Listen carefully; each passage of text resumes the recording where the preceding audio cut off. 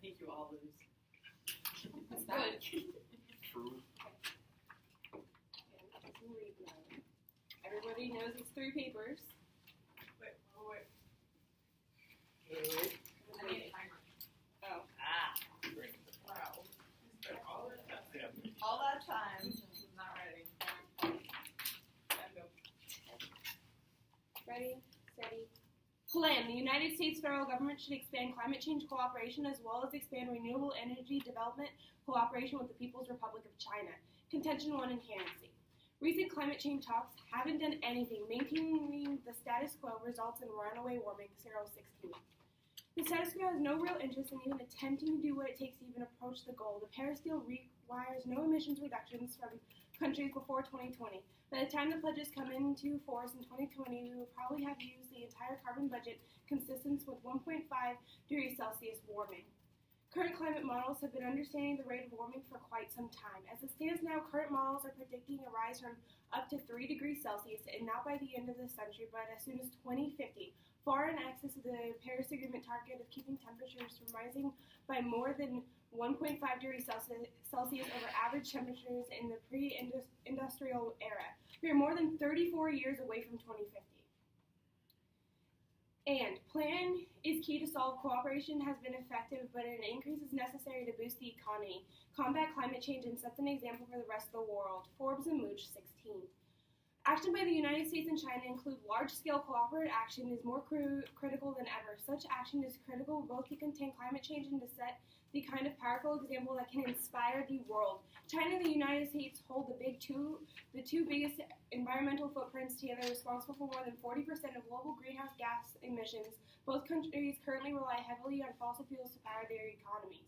Cooperation on clean energy can yield benefits in both countries for their economies, energy security, and for alleviating climate change. After an agreement and joint research and workshops conducted by the U.S.-China Clean Energy Research Center, the technology is now being developed globally. The technology helps reduce coal plant pollution while also creating American jobs. In our world where company products are globally integrated, the benefits of a U.S.-China cooperation on clean energy innovation extends beyond either country. By leveraging and combining the collective ingenuity of engineers and scientists, businesses and governments in both the United States and China, we can help unlock a clean energy revolution. Now to Advantage 1, climate change. Climate change is a human-caused and dangerous scientific consensus proved. Cook, 16. The consensus positioning are articulated by the statement that human influence has been a dominant cause of observed warming since the mid-20th century. The National Academics of Science from 80 countries have issued statements endorsing the consensus position.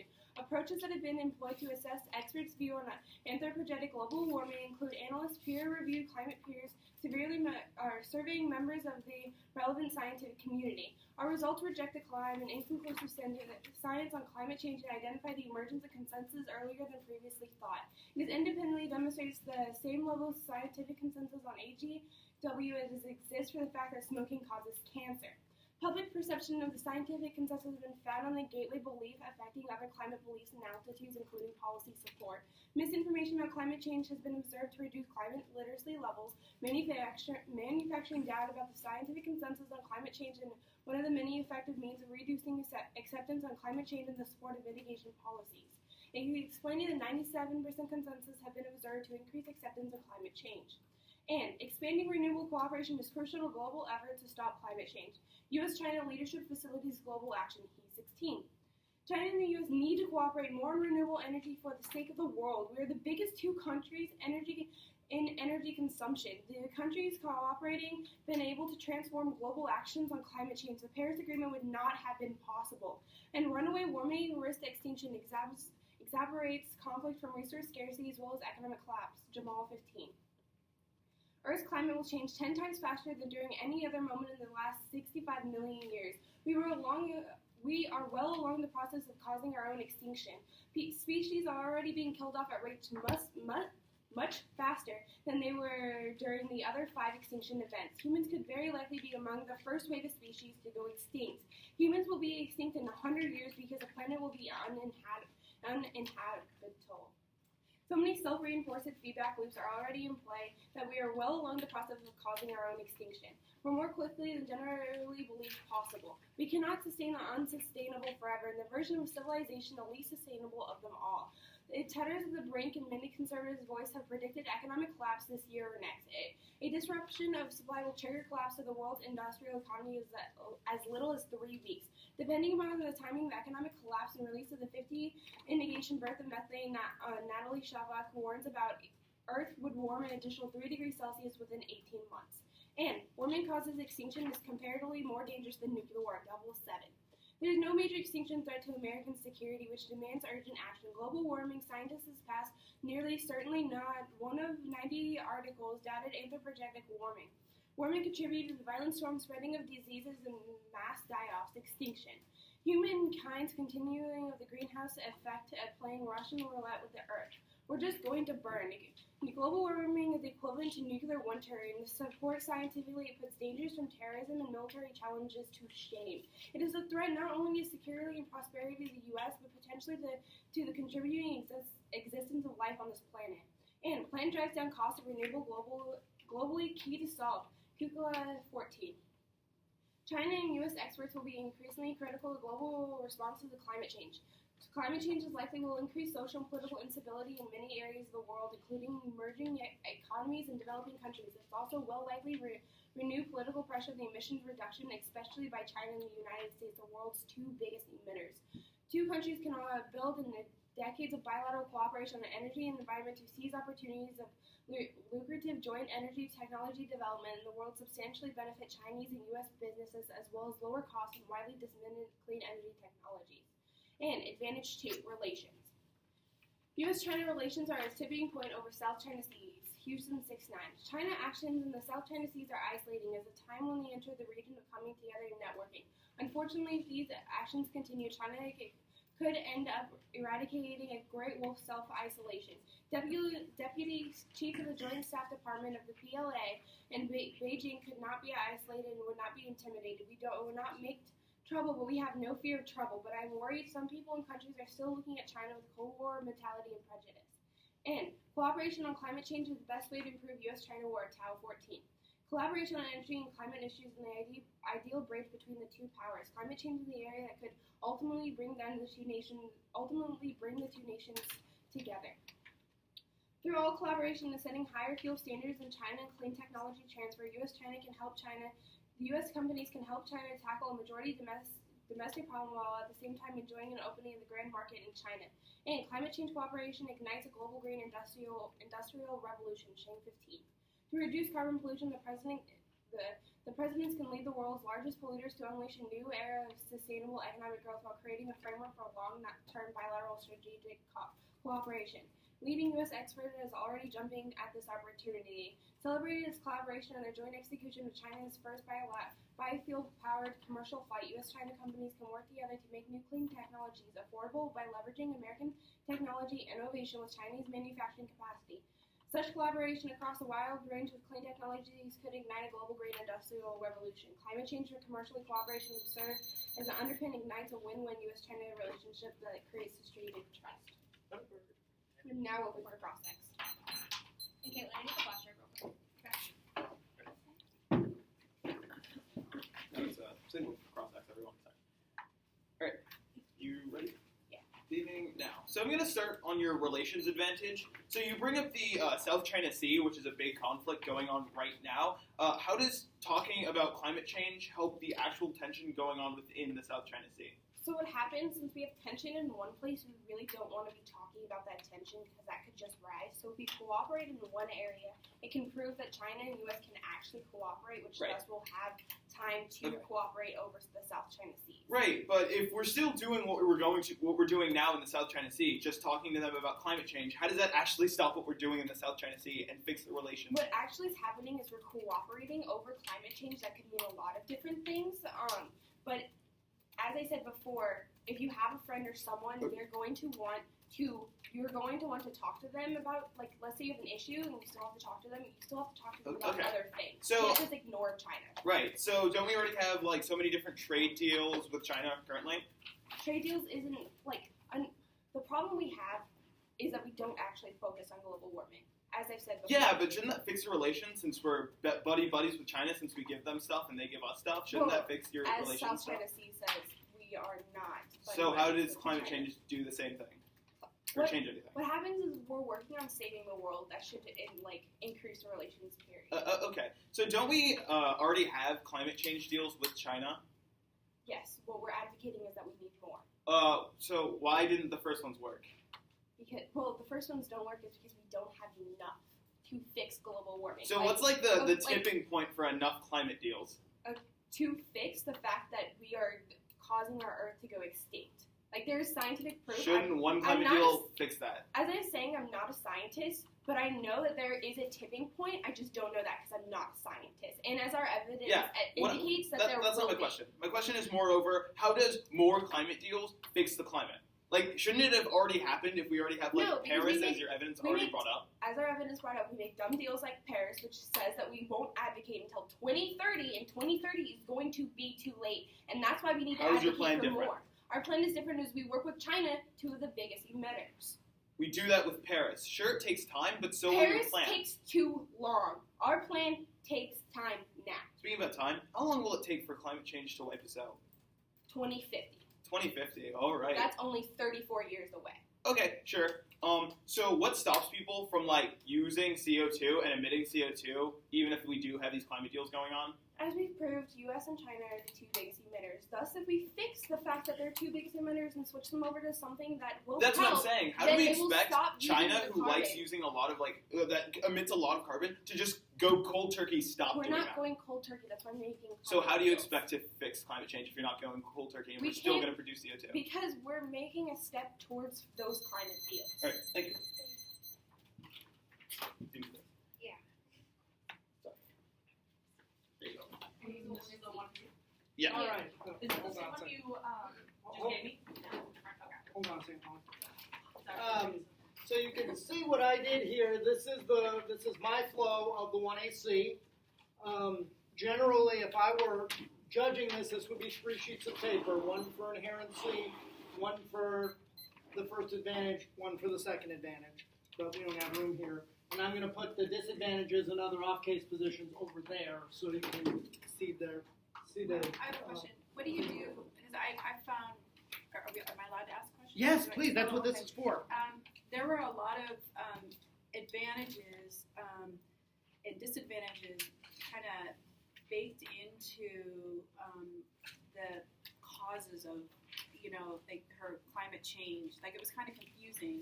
Yeah, there's a lot of stuff sort of hiding in there. Yeah. Yeah. So when you do your flow, do you consciously separate it out, or you just think, oh? No, it's not I very separated clear out. I separated out how the debaters label it. Oh, how the debater laid. And Okay. so the debaters labeled it as 2 advantages: climate change and relations. Okay. So that's how Right. I do it. Okay. So you just go how they. Okay. Yeah, I go how they go. Not how we think it should. Yeah. Be. Okay. I see confused looks. I'm just still not really, it's just confusing trying to figure out what we're supposed to be documenting as far as the arguments themselves so that we're tracking that connection. Well, I mean, for right now, you're just writing down, all this is the taglines of each piece of evidence, and that's it. Tagline is a visual something in capitals, and what I heard was a flow of words like a fire hose. So while you're saying, oh, you just write down X, I'm like, oh, hell, what drop was that? Exactly what she said. I'm trying. Well, but could you tell me what you wrote so I can see if it's anything close to what I wrote? I'm really curious. Yes, I can't read it. But that's a good comment for the debaters to hear, that there isn't enough distinction between the taglines and the evidence. Well, it could also be that we just don't know what we're listening for yet. So, I think so It's our job to adapt to you. what I have here is, first was the plan. That was the first thing. And then inherency, recent talks fail, status quo, and that's equals. SQ is status quo. I have all kinds of abbreviations. Status quo means runaway warming. And then the plan is key to cooperation. Increase is needed to increase the economy. And that was one source that I got, Forbes 16. these underneath here tell me that this was a card, this was a piece of evidence. Sometimes I'll try and get the source, but I don't always. So they always say the tagline and the name of the source before they start talking about Yes. that particular source. Yes. As a judge, are we looking at the quality of the argument development, or are we looking at how the argument is debated? You're looking at how the argument is debated. Not the quality of the argument. Right, and part of the quality, hopefully, how it's debated is part of the quality of the argument. But do you remember how earlier he said there were some, he saw one where they were very articulate and the quality of their debate was well done, but the argument was lacking. And so they lost not based on the quality of what they said, but the fact that they There was did a not hole. address the second portion Yeah. of their Yeah, so it's, I mean, argument. it's not up to us initially to say, I think this argument is silly. And just because they talk really pretty doesn't mean they're always right. Exactly. Yeah. And that's the one thing as a parent judge I hear all the time from the kids. Well, they just talked really pretty, so they won. You know, so as a parent judge, you just have to be aware that yes, that team may be way more experienced, but they do still have to answer all the arguments. And so the rest of what I have here, advantage one was climate change. Consensus is climate change is human caused. Increase in RE's renewable energy for me.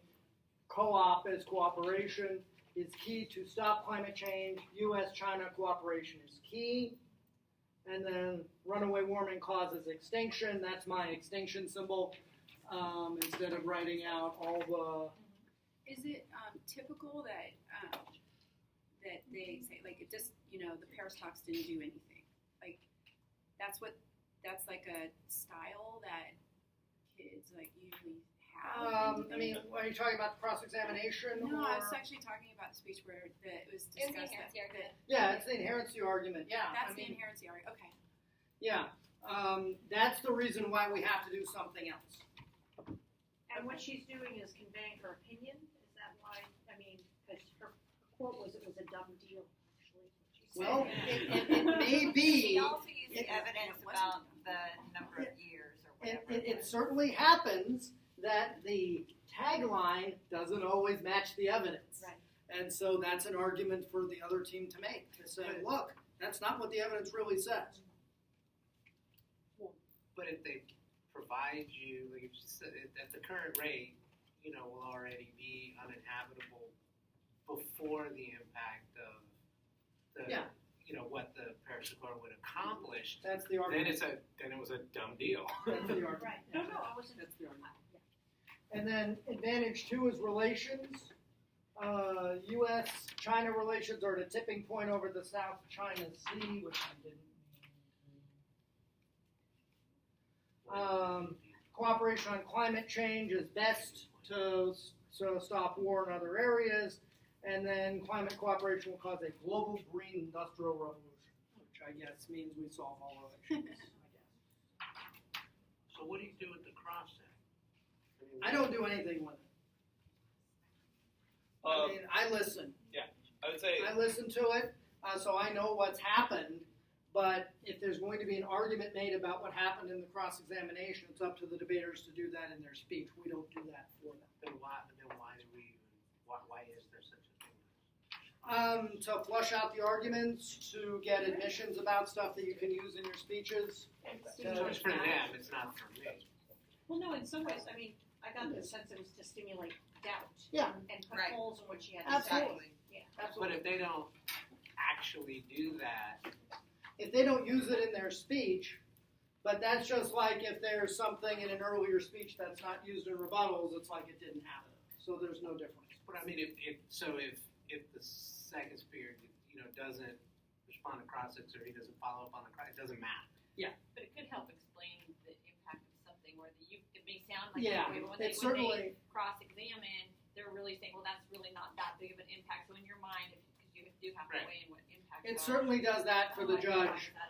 Just Just as it can be, the debaters getting an explanation, okay, what is this really? It helps the judges too, because sometimes I'll hear an argument, it's like, what the heck was that? I don't get that. And I'll hear cross-ex, oh, that's what it is, okay. So they, the formal PLI. And so so Exactly. following that, Jaden should be talking about the South China Sea something or another, right? Because he brought that up.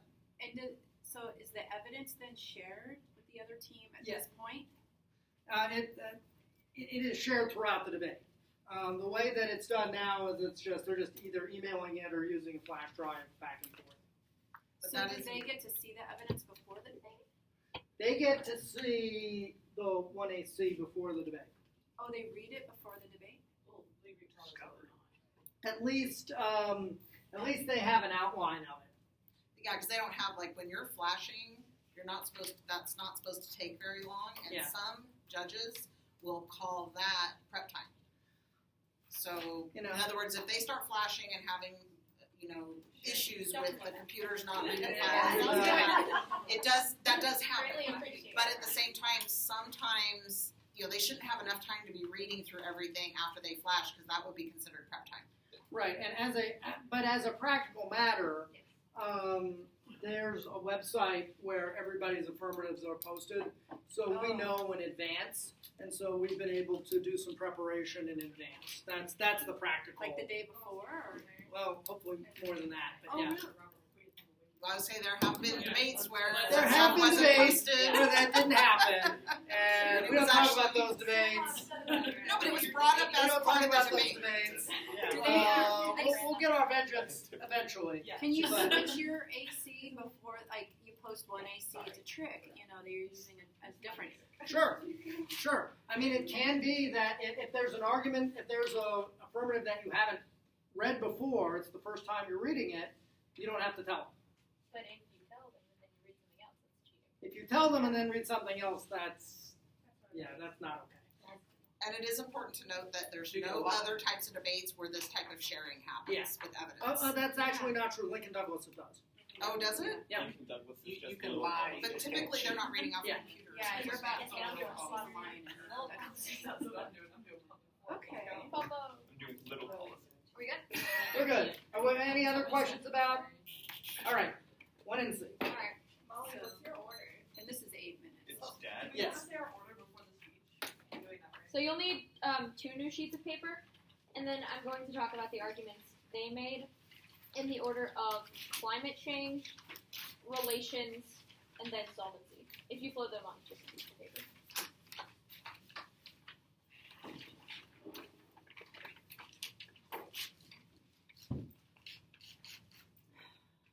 Is everyone ready? Alright, cool. First off is topicality, a test of whether or not the affirmative fits under the resolution that we're supposed to be debating. Now, our interpretation of the word its is that its is possessive. That's from Merriam-Webster Dictionary, no date. Of or relating to it or itself, especially as possessor, agent, or object of an action. Now, there's no way that the members of the federal government would be the people expanding renewable energy development. That happens in the private sector, done by private companies. That means that the federal government isn't the possessive agent, and that means that the federal government isn't the actor in their plan. This is severely untopical, and they make the debate unfair for a few reasons.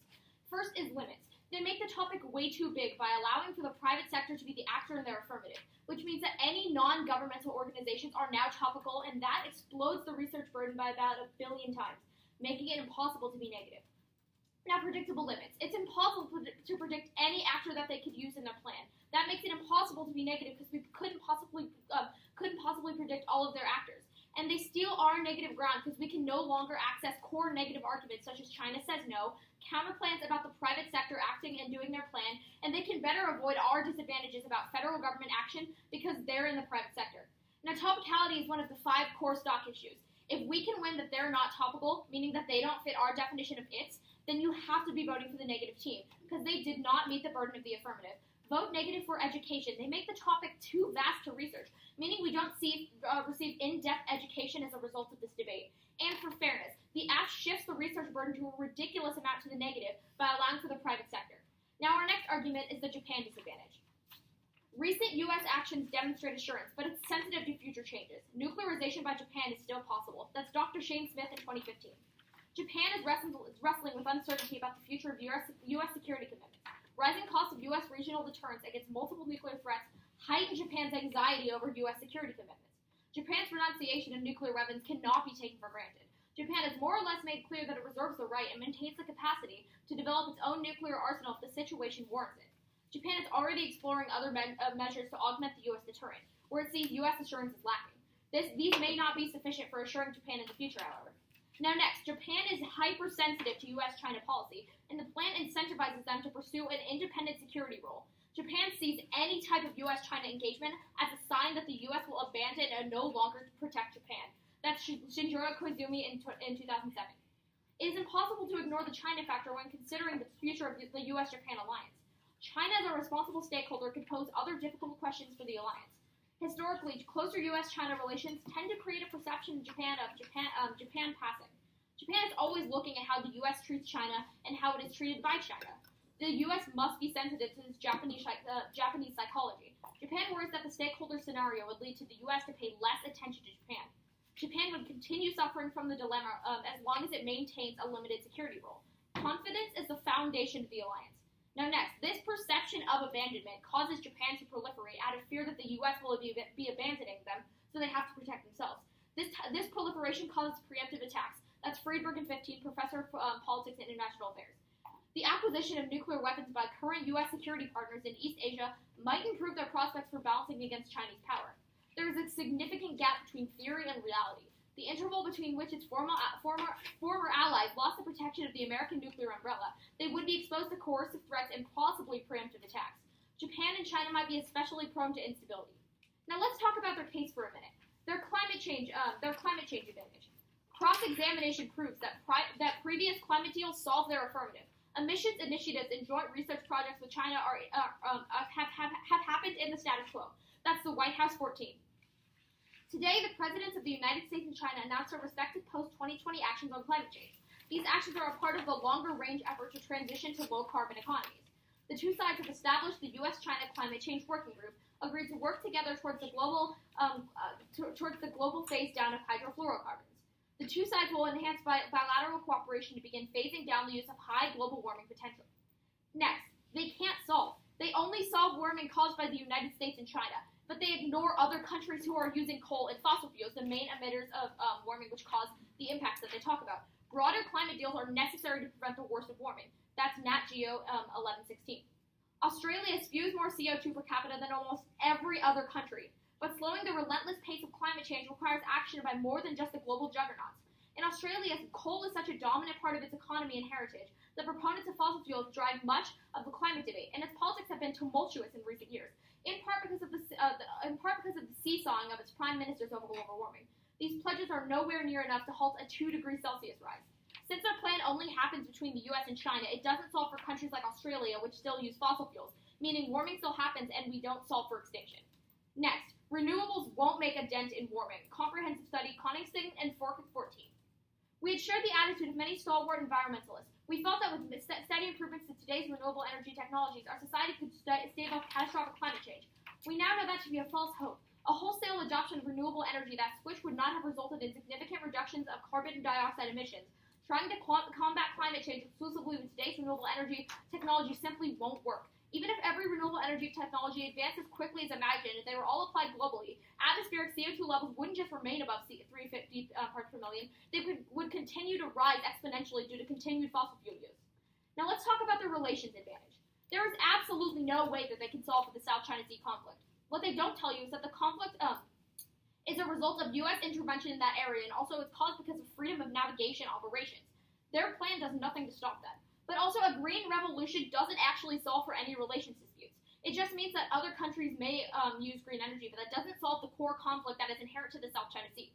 Next, no South China Sea war. It's all posturing. That's Patrick M. Cronin, Senior Advisor, Senior Directory in 2015. Chinese leaders challenge the international system with assertions of sovereignty in the East and South China Seas. Yet they have no intention of sparking war. American, Japanese, and other leaders are equally averse to risking so much over something as arcane as maritime boundaries, meaning there's no real impact to a war in the South China Sea. Now let's talk about solvency. U.S.-China climate negotiations fail. Anti-Americanism and conflicting positions. That's you in 2008. China is deeply dissatisfied with the U.S. because it refuses to pay necessary regard to China's economic and technological backwardness. China criticizes the U.S. for still falling short of that goal that the international community requires. China is seeking to industrialize and modernize. The U.S. urges China to assume the concrete responsibility of reducing GHG emissions. The U.S. manages to paint an ugly picture of China, with some pictures showing China's huge transboundary pollution and its contribution to global warming. Now, what this is basically saying is that the U.S. is painting a picture of China that makes China look bad. Obviously, China doesn't like that, meaning they don't want to negotiate with America over issues of climate change. They also, like I said earlier, they can't solve for the South China Sea conflict because it's inherently tied to things unrelated to climate change. The South China Sea conflict is not caused by climate change or anything like that. It's caused by a lack of U.S. intervention in the South China Sea, which has nothing to do with the climate change negotiations, meaning they can't solve for their relations advantage. They also can't solve for climate change, especially because countries like Australia are still using coal, which means that they're ignoring the biggest emitters of CO2. For all these reasons, you should vote negative. Process? This actually.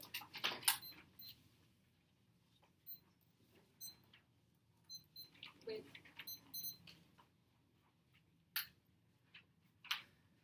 Yeah. So on the last thing you just said, who is the biggest emitter of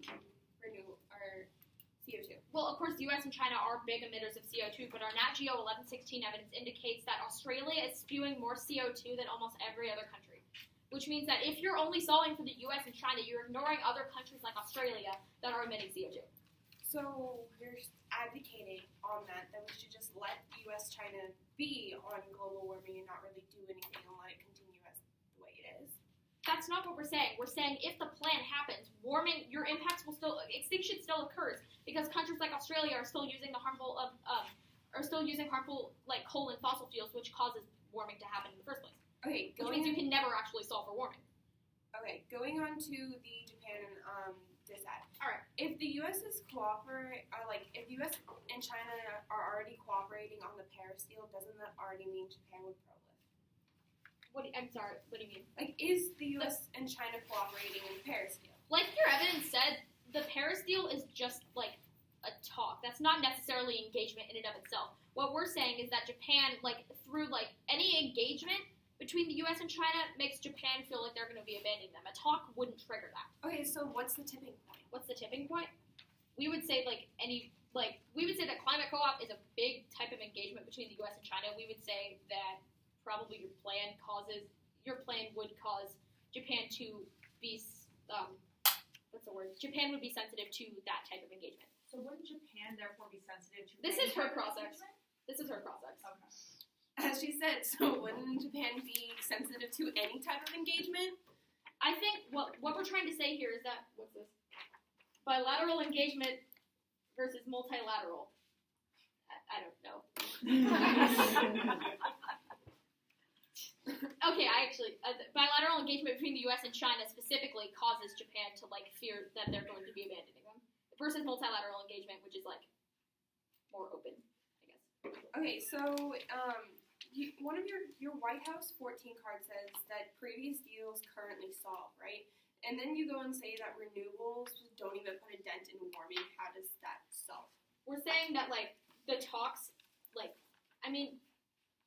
okay, the deals that we're talking about, the U.S.-China Climate Change Working Group, which target things like hydrofluorocarbons, not necessarily renewable energy. There's a difference between what we're doing and what your plan does. Renewables don't do anything. Wait, our plan is to cooperate over climate change, not just enhance renewables. So how does that not solve? Your plan text is expand renewable energy development. I don't see your point.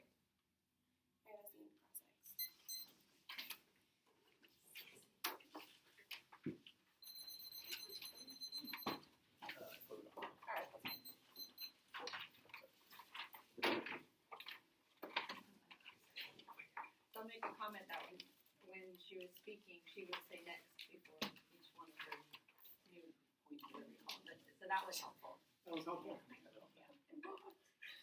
So did everybody get that there's two what we call off-case positions, a topicality argument and a disadvantage, and each of those would get their own sheet of paper.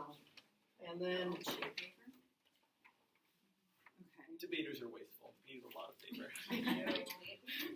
and then answering the case arguments. What I like to do is the arguments that were about the climate change advantage line up right there so you can see what's being answered and what isn't. And then here's the relations advantage and the answers there. What does that say in the header over there? Off case Oh, off. or 1 and C?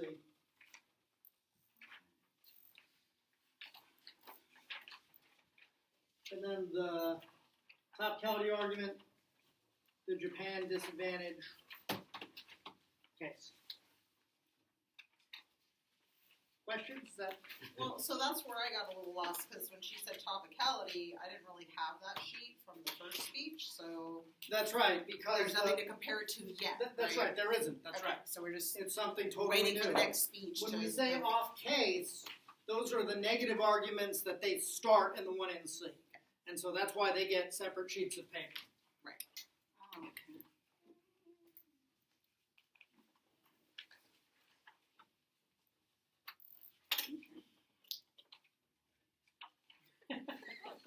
Right. Oh, when she uses the term disad, what is she saying? Disadvantage. Okay.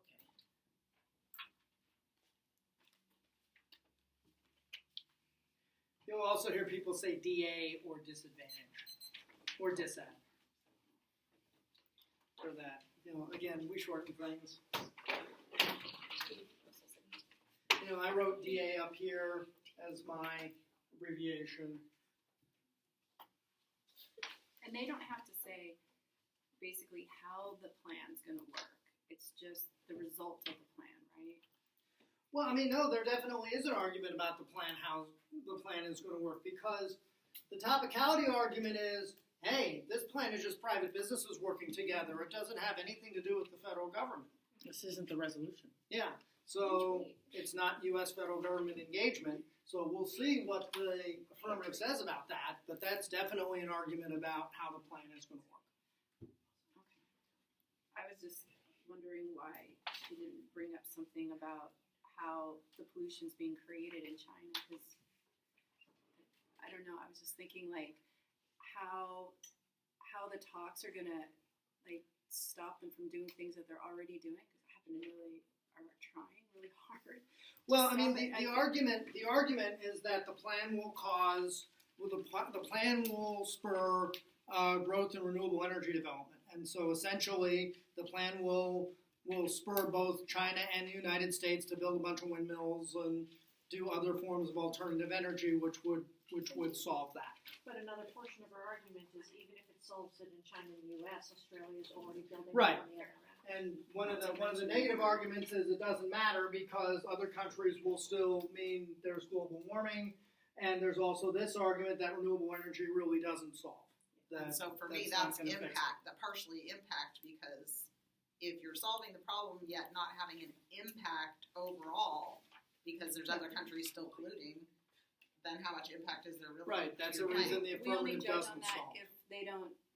That's just the starting of the argument for me. So yeah, I have to wait till I hear everything to Yeah. decide that. But the other team's got to come back. We've got 6 more speeches to flush that out. So And again, the point is, regardless of what you know, it has everything to do with what they're Yeah. presenting. Right. The impact they're presenting. That's also for the status quo. That's they were saying we already have agreements, and so why? That was one of the questions. They're not working, right? Right. And you said yourself they're not working. Well, we have them, so why would these work? right, and that's one of the arguments that's going to. We'll see how that comes out. Okay. And then they threw in, but granted it was cross equity. What we need is multilaterals, not individual. That would solve for. But do they do anything with that? Okay. I think we're ready.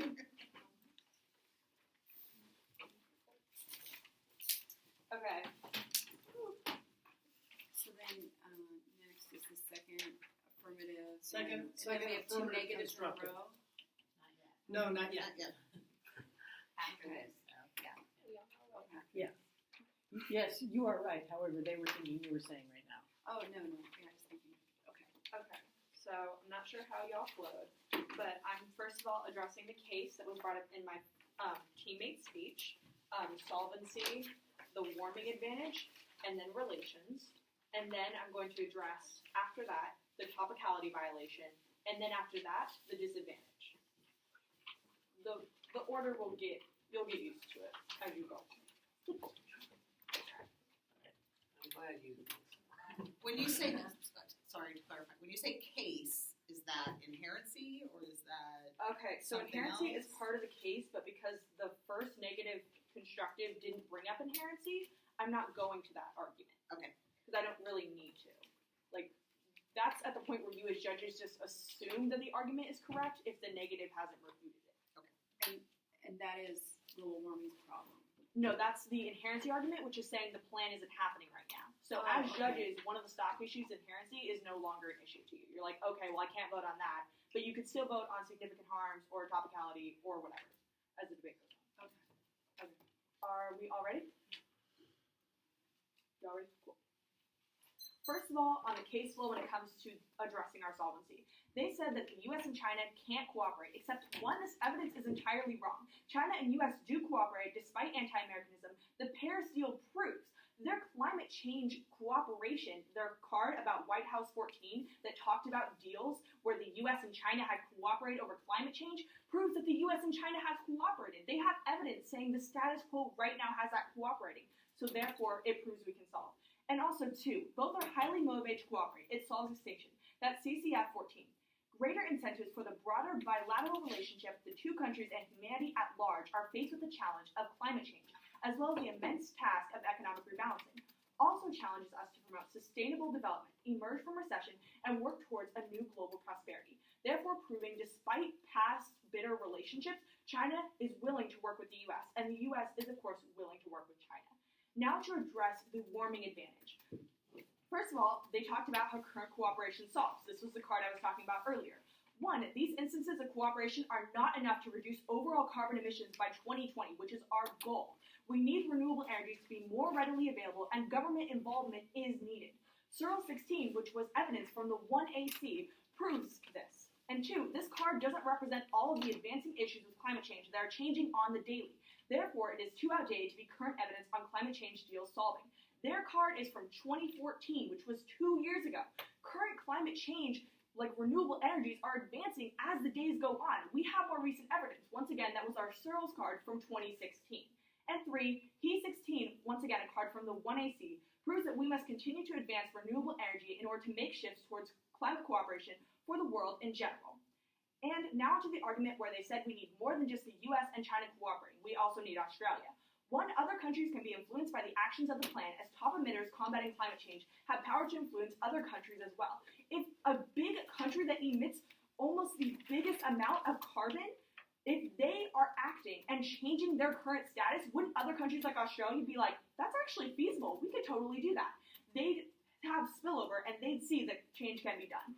And two, China is key. It's the center of global energy governance and therefore can influence other countries. That's ZOO 16. China lies at the center of world energy issues.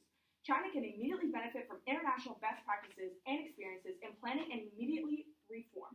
While the international community can benefit from China's growing role in ensuring global energy security, there is a growing expectation that China will be increasingly engaged in global energy governance discussions. China's current role is significant when compared with many other countries, but still lags behind considering the size of its economy and the role it desires to have in global energy issues. And now onto the argument about how we can't solve warming. One, this card states that the status quo can't solve warming, yet their first card states that the status quo emissions they solve the act. This is a complete contradiction and proves that neither are correct. And two, 1.5 degree reduction is possible but requires greater involvement. That's Yang 16. Tech innovation is central to achieving low-carbon energy systems and meeting climate mitigation goals. Influential research reached a consensus achieving climate change goals requires a portfolio of low-carbon tech. The most recent 1.5 degrees Celsius goal put forward in the Paris Agreement might require a larger contribution from CCS in the short term. Challenges will require government support worldwide. Now onto the relations advantage. First of all, they said we can't solve the SES conflict. And one, we don't intend to solve the SES conflict. We intend to provide evidence saying relations are bad now. Solving the conflict related to non-climate change cooperation is our main concern. while overall promoting a positive U.S.-China relationship that will spill over to other cooperation in the world. And they said no SCS conflict, except that absent strong U.S.-China relationships causes South China Sea conflict to go nuclear. And SCS means South China Sea, just to clarify. That's Daily Times 15. U.S. has opposite thoughts, as Washington claims that the South China Sea is part of international waters and China has no right to govern any part of it. China views this region as a significant trade route for a number of reasons. It can affect China-Japan relations and spark a regional conflict that might overshadow the South China Sea. Moreover, if the two countries do enter into a skirmish, the conflict itself will present a nuclear threat to both Washington and Beijing, for they have nuclear warheads and can use them if roped beyond the point of no return. Go ahead and mark the card there. Now onto the topicality violation. First of all, we meet the topicality violation. The plan is simply cooperating with the PRC or the People's Republic of China over climate change initiatives. Our plan doesn't justify private sector involvement at all. That was never justified in the plan text. And now for the counter-interpretation. It means belonging to the thing previously identified, i.e. the U.S. federal government. That's Oxford Dictionary, no date. It's a possessive determiner belonging to a thing previously mentioned. And prefer our interpretation. A, limits. Climate change is a huge topic that fits under the scope of economic and diplomatic engagement. Many affirmatives have been made to fit this scope, and therefore it is predictable and within the limits. Now to predictable limits. You don't have to predict actors because we label them in the plan text. We make it very clear within our plan text who the actors are. The United States federal government acting towards the People's Republic of China. And C, ground. Disadvantages are based on the perception of what you can do with China. They have many disadvantages that are available, they just chose not to run them. And now to D, education. The arguments on topicality are judged on what the plan mandates. The plan mandates the United States federal government collaborating on renewable energy with the People's Republic of China. The plan text justifies nothing more than that. The plan text does not justify the private sector involvement at all. And they did not question solvency, they questioned topicality. So therefore you believe that we still solve even without private sector involvement. And E, fairness, justified once again by the plan text. We are fair by making our actor clear and not using the private sector. And therefore you're going to vote F on topicality. We have addressed all the voting issues and there is absolutely no reason for you to vote on topicality unless I bring it up in the next speech. Now to the Japan disadvantage. 1. The Japan-US alliance is resilient. That's Peeling 15. Closeness between America and Japan goes beyond the ideological. Their names have been one of the closest and most enduring of post-war relationships. The two lean on each other heavily. The U.S. regards Japan as its representative in Asia. It depends on Japan to help fund its debt. Japan supported Washington's military interventions. Tokyo relies on the U.S. nuclear umbrella. And 2, one instance where the U.S. cooperates with China will not cause outrage in Japan. We have over 20,000 U.S. soldiers in Japan right now. Them getting mad and developing nuclear weapons would be really, really silly because we have so much support for them, and they clearly support us as well. And 3, if Japan is so sensitive to other things would trigger the disadvantage. We would have other U.S. China climate change deals that would already have triggered the disadvantage and that would lead to Japan getting mad. Currently, the U.S. and China cooperate in the status quo bilaterally. This means that Japan would have already been mad and the disadvantage would have already happened. Their impacts of Japan proliferation would have already happened because Japan feels insecure that the U.S. is leaving them. And 4, Japan wants more progress on Paris deals and climate change. That's GT 419. The government decided Tuesday to sign the Paris Agreement. Climate change is a pressing issue the global community must tackle. Japan hopes effort will progress. Therefore, meaning Japan isn't scared of the U.S. and China cooperating on this issue. They want more of the U.S. and China cooperating on this issue. And 5, statistics prove that proliferation isn't destabilizing. That's Azal and Beardsley 7. The number of nuclear actors has a negative relationship with the severity of violence. Nuclear weapons have a restraining effect on crisis behavior. The positive and statistically significant coefficient has a magnitude greater. The results can only suggest increasing the proposition of nuclear actors has a pacifying effect, significantly reducing the probability of full-scale war. I'm good. Cool.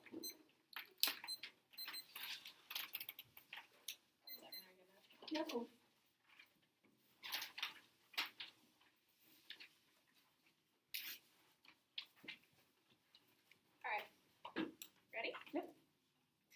Let's start on your warming advantage. You say that you can make Australia do climate change stuff. Yep. How exactly, where in your 1AC does it mandate that it spills over? It doesn't mandate that it spills over, but you can justify one of the biggest climate emitters, one who emits so much carbon dioxide, them actually making a change and proving that change is possible with renewable energy development proves that we can actually have a other countries develop this as well. Australia will realize I don't need to use coal as much because I can use things like renewable energies. And plus, as justified with our solvency in the warming flow, proves that renewable energies will also be lower because of have any cooperation. evidence that indicates that it does spill over? I can read that in the next speech. I have it in this document if I didn't read it. All right then. Okay, let's talk about solvency. You have a card that says that both the U.S. and China both want to cooperate. Mm-hmm. It's from the China Carbon Forum, aka a private company. Do you have any evidence that indicates that the federal government wants to work with the People's Republic of China? Yes, the entirety of the one I see. All of your cards are from private companies. What do you mean? Just this one card? What other cards are from private companies? I mean, I don't have the one I see with me, but like your evidence about cooperation is is from a private company that may want to work with other private companies in China. Where do you have evidence that talks about the federal government wanting to work That with China? card proves that general relations are going to be able to cooperate. If private companies are willing to cooperate, that means that they can play a part later in the situation. Right now, we can mandate and fiat and prove that the U.S. and China will work together and will be able to work through this. Okay, let's talk about the relations advantage. You say you don't solve for the South China Sea conflict. If you don't solve for the South China Sea conflict, how can you guarantee that the U.S. and China will work together and be cooperative enough and friendly enough to want to We work don't together? need to solve the South China Sea conflict to be able to cooperate on other issues. We're not cooperating on the South China Sea conflict. We're cooperating on climate cooperation, which means that it's an entirely different facet of cooperation. It's made with entirely different people than just the South China Sea conflict in general. So that means, especially because, as you've said, we've been working with China before on climate change deals. We've been doing this before. Okay, Why wouldn't they be more willing to work on that's fine. Let's talk about topicality. Yep. You make an argument that your plan text doesn't justify the private sector. Who's doing the expansion of renewable energy development? The United States federal government. Is it like Obama? The United States federal government. Is it like, We do not need to be the any more. judiciary? We, as the act, do not need to be anything more specific than our plan text. We justify the United States federal government collaborating on renewable energy with the People's Republic of China. That is what we mandate. If you ask me any more questions, I will not get more specific. That is what our plan text mandates. That is the purpose of the affirmative, to mandate a plan text, and you justify whether or not that plan text is good. Oh, okay, that's fine then. Let's see. I'm actually good. All right, cool. Can I ask, you use the word fiat?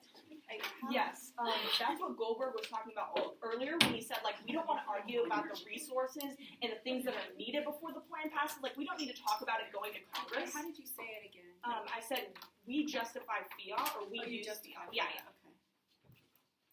Okay. Why are you smiling? Is this more heated than you want it, Goldberg? I didn't I didn't do it. It's well, it's what happens. This happens during debates. They get, they're arguing. That's what they do. Great. Great. Wait, what are you talking about? So you can see, here what the 2AC did. The 2AC just answered all the arguments that the 1NC made. Topicality argument, 5 answers. Japan dissad, 5 answers. Answers here on the climate change advantage. Answers here on the relations advantage. Does that make sense? Questions? I see that up there, but I have not made that happen in front of me. You gotta draw the line. It takes a lot of practice. Well, and you're suggesting I'm going to do this after today, so I'm trying to figure out how exactly I'm going to practice. Well, you'll do the best you can, and you'll get better at it. Can I just apologize in advance to any of the kids I'm judging? You don't need to. I mean, it's up to the debaters to adapt to you. And remember, folks, hopefully you're judging novice. These guys are pretty advanced. So. But doesn't that make it harder because the novice can't really adapt to us by. Then we're both telling us confused. what we're doing? Well, I don't know. For me, the novice, they just go slower, so you can kind of catch it better. Evidence. They definitely are arguing back and forth about the quality of the evidence, but we don't have that evidence. And so, do we just judge them based upon their better who made a stronger argument without like the Basically, yes. I mean, if it comes down to it, and there's a real dispute about what the piece of evidence says, you can call for it. but it The was league, where the evidence was originated and how it's applied. So the league sort of frowns upon judges doing that. Unfortunately, I think invitationals you certainly can. okay. You know, So, like, there's I note down when she says, "Oh, I have this card and I can read it in my next speech."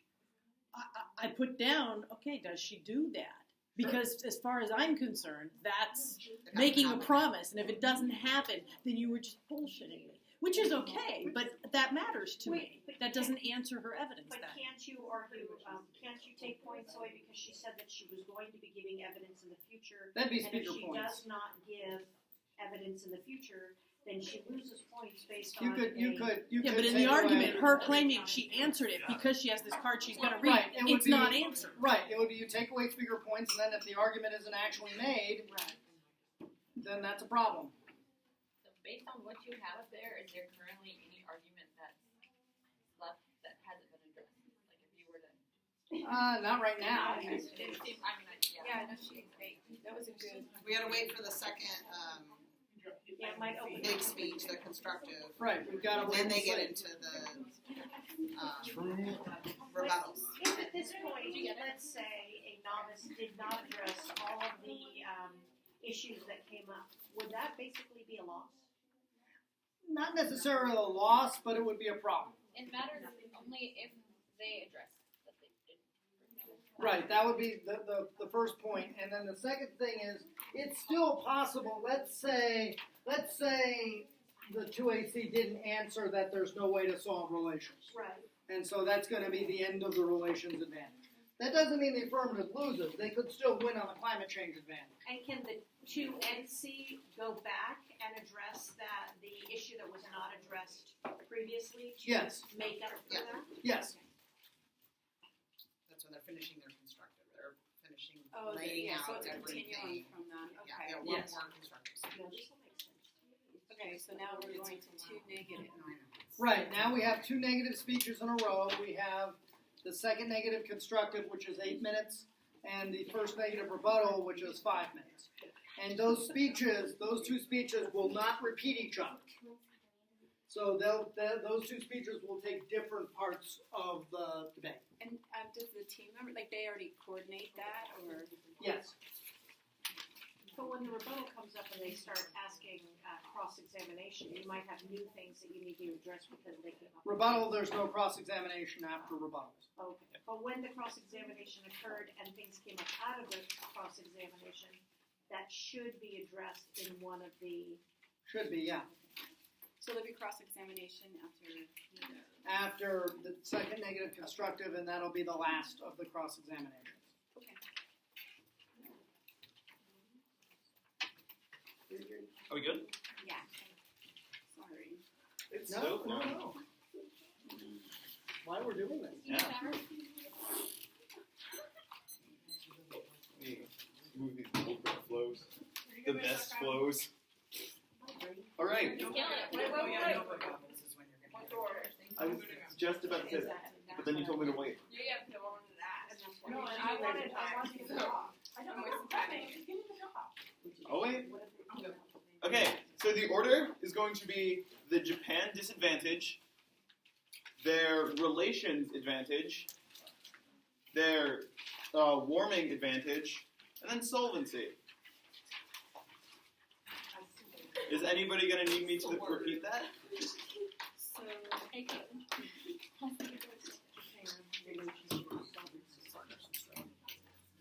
and so that would be like the topicality.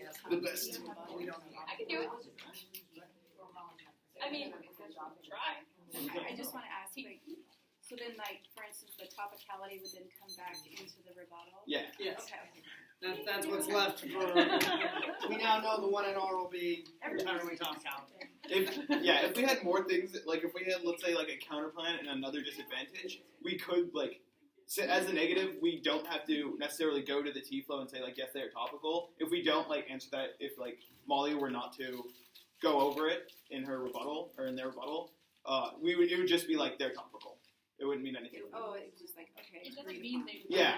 If So, they're like, if we- topical, it doesn't mean they win. Yeah, if we don't go to that topicality flow, then that means that we just say that they're topical, but that doesn't necessarily mean that they win. Right. But if It's a that- procedural argument. If you Precisely. precede it, then you've got Yeah. right away, and otherwise you don't have to fuss. But if it's the entirety, if Jaden spends 5 minutes of his last speech on topicality, and then they prove that they're topical, they win the debate. Yes. Got it. Okay. I would love some gushers, but I'm gonna prep for my speech now. All right. So is anybody not ready? I need my gushers. Awesome.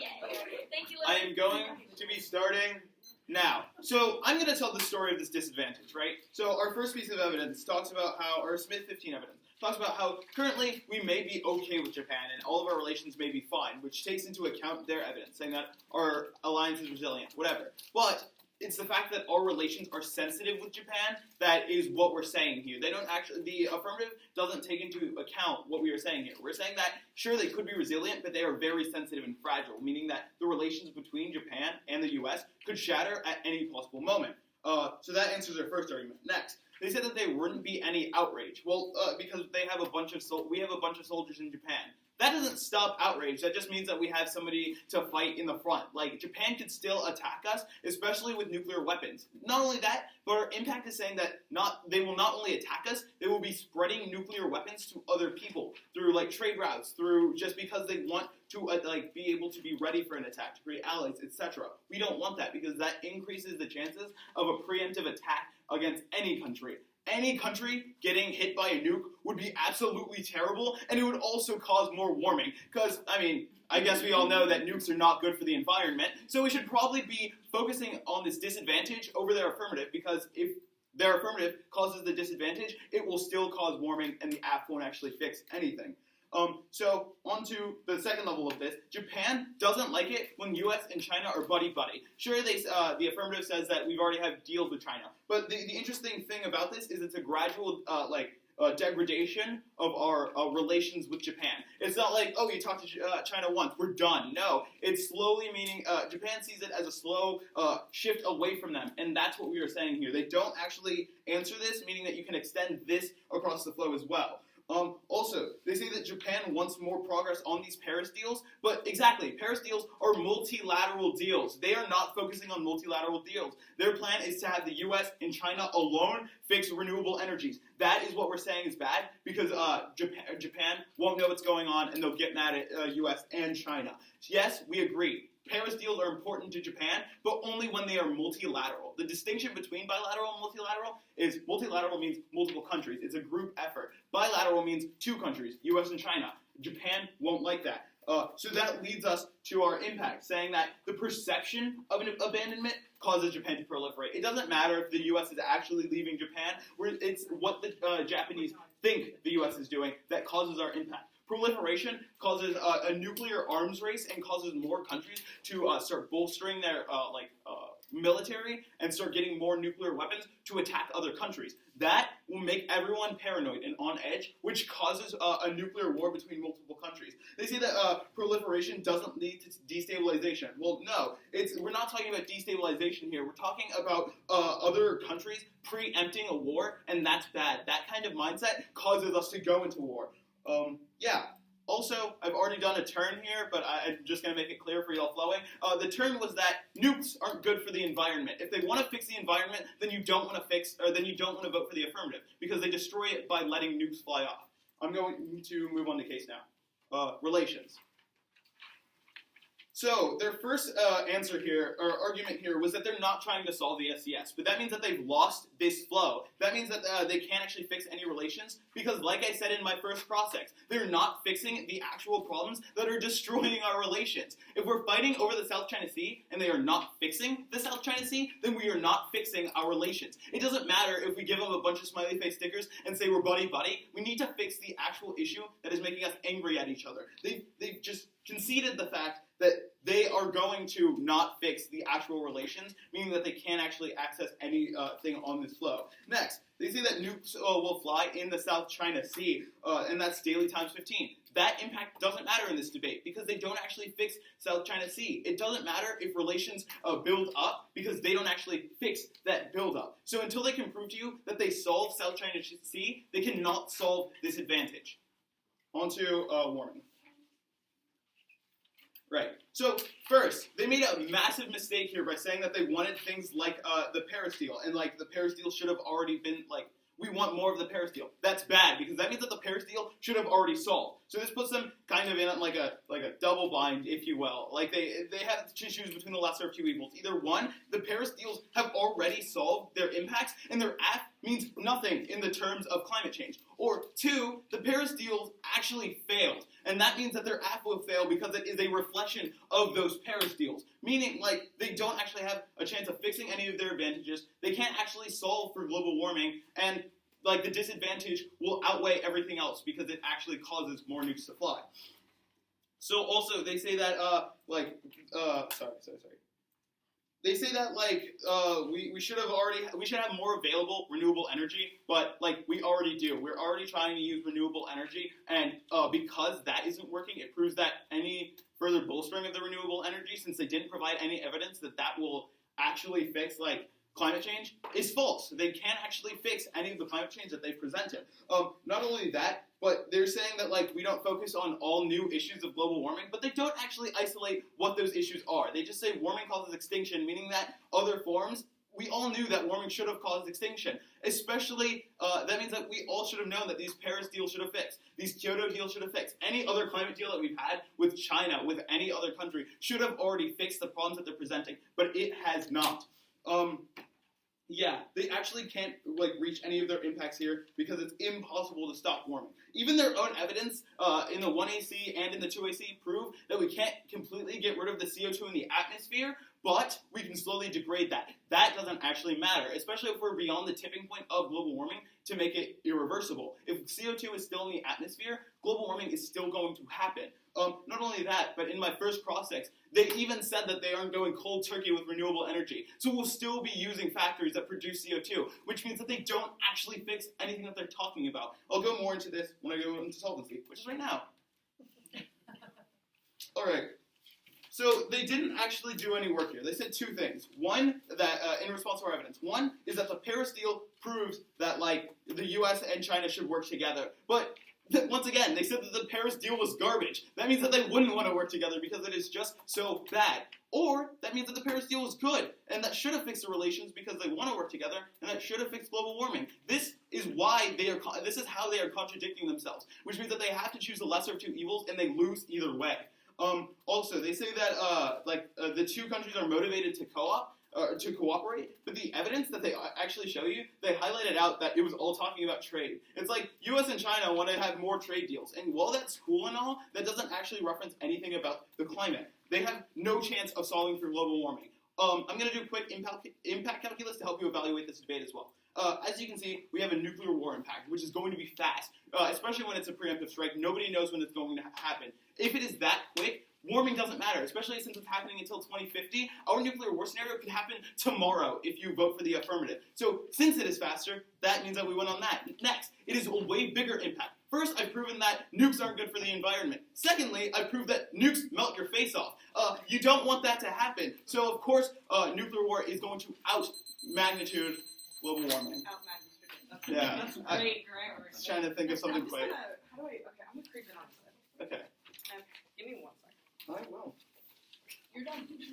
That's One. it. Okay. One. Bye. Okay. Are you good? Yep. Awesome. So first of all, your impact for the Japan side is Japan will attack us and prolif both, correct? No, it's more convoluted than that. Wait, Trust me. I'm asking you, will Japan attack us based on your disadvantage? It could be. I can give you a more in-depth analysis so you can actually... Okay, cool. Well, I'd like to just reference Pearl Harbor. How did that go last time Japan tried to nuke us? But we still see that they tried to nuke us. It's How not did that work no. out for them, Okay. though? That's what I'm asking. Right. Okay, sure.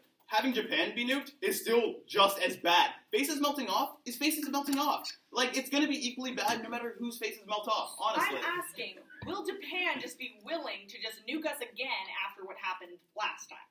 Are they just going to be like, oh, whatever, we just totally got annihilated, but let's just try it again. Maybe it'll work this time. So Even though we're one of the biggest nuclear powers in the Oh universe. yeah, we're the biggest nuclear power. So you're saying nobody's ever gone to war with the U.S.? I'm Nobody's saying ever gone to war with Japan, China. after the history. I'm saying has. that we also have a history of fighting big powers. People have fought the U.S. before. People have fought Russia, Okay, I don't China, think you're getting my etc. point, so I'm going to go ahead and move on. So, People Japan, will fight us. I'm asking a different question. So, can Japan build nukes, like, right now? If they just were like, whatever, U.S., I don't care, can they, do they have the capacity to build nukes right now? Have nukes right now. They have nukes It's right not now? a question of building them. They can build them, no problem. They also have them right now, which means spreading them is no problem. It's just a simple $5 bill that needs to be slid under Japan's door before they can send nukes to I'm pretty Iran, sure a $5 Iraq, bill Afghanistan, and a Russia, nuclear weapon etc. are entirely different, but let's go ahead and move on.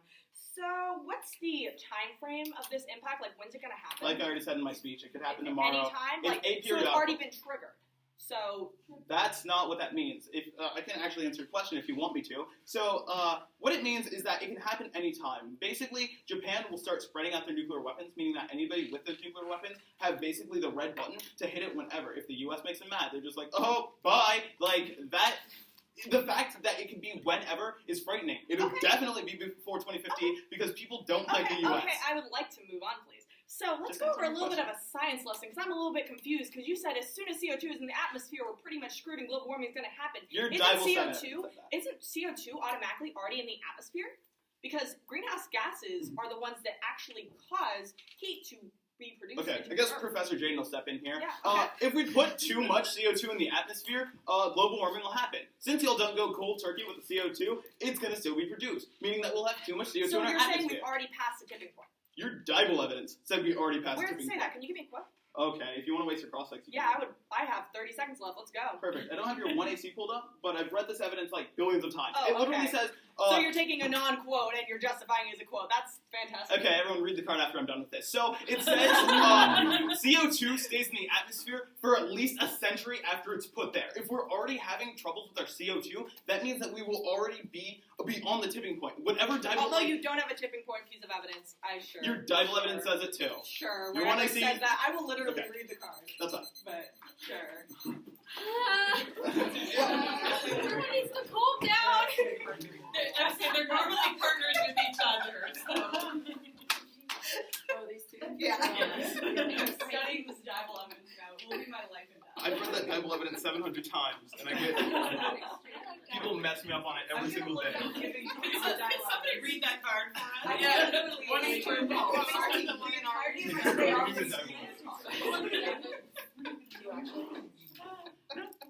It doesn't say tipping point. It doesn't say that.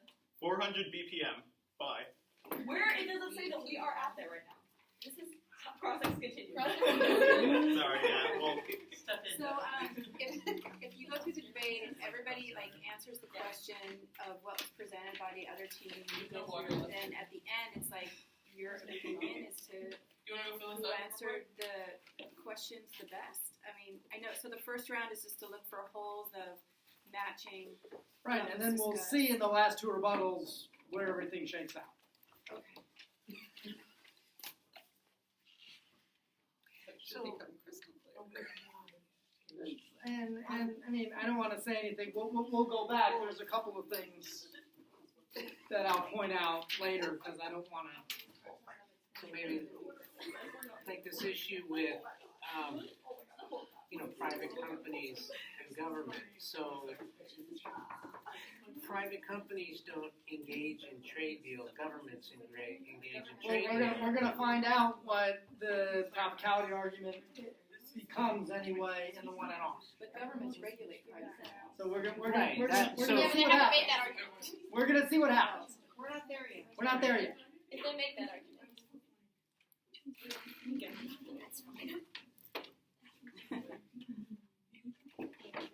But that right now is an unanswered.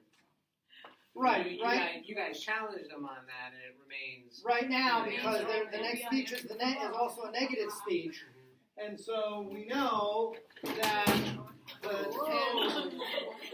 Hi. What did you just say? Goodness. I don't know what happened. I'm good.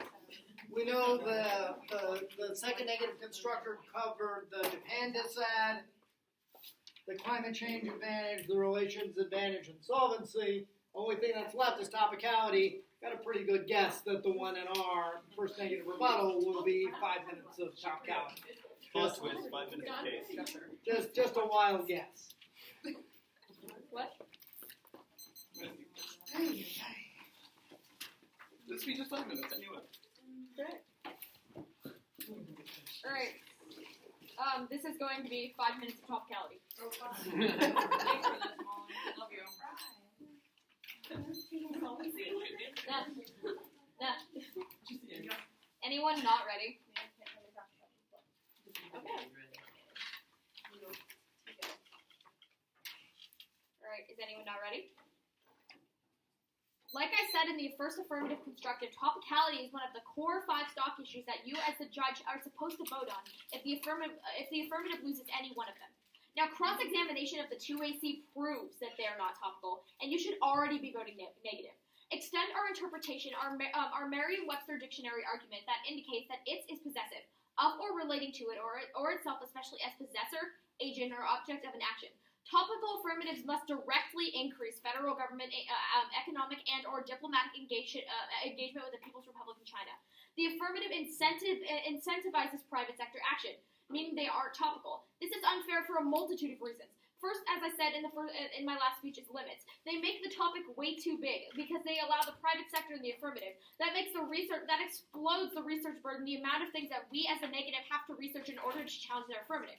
This means that any and all non-governmental organizations and private sector actors are now topical, which explodes the research burden. Next is predictable limits. Like I just said, they make the topic way too big by allowing the private sector and non-governmental organizations to be topical, which makes there's so many non-governmental organizations which makes it impossible to predict any actor that they could use in their plan, which again is unfair for the negative because we can't possibly predict that. And they steal our ground because we can't access core negative arguments like China says no, because they can say that China says yes because the action happens in the private sector. Counterplans about the private sector doing the affirmative, and they can better avoid all disadvantages about federal government actions because they're like, oh no, we're in the private sector, that doesn't matter. And they kill our education. They make the topic too vast to research, like I already said. We don't receive the in-depth knowledge that should come with a policy debate. You should prefer depth of education, going in depth on this topic instead of learning on the surface level like they advocate for. They absolutely demolish fairness because the app shifts the research burden in their favor, which by allowing for the private sector. Now they make an argument that says that they meet. There's no way they can meet. The affirmative provides incentives for renewable energy development without mandating federal ownership of that development. They never clarify the actor that would be expanding renewable energy development. A lot of their evidence talks about private companies, CCF, CERC, etc.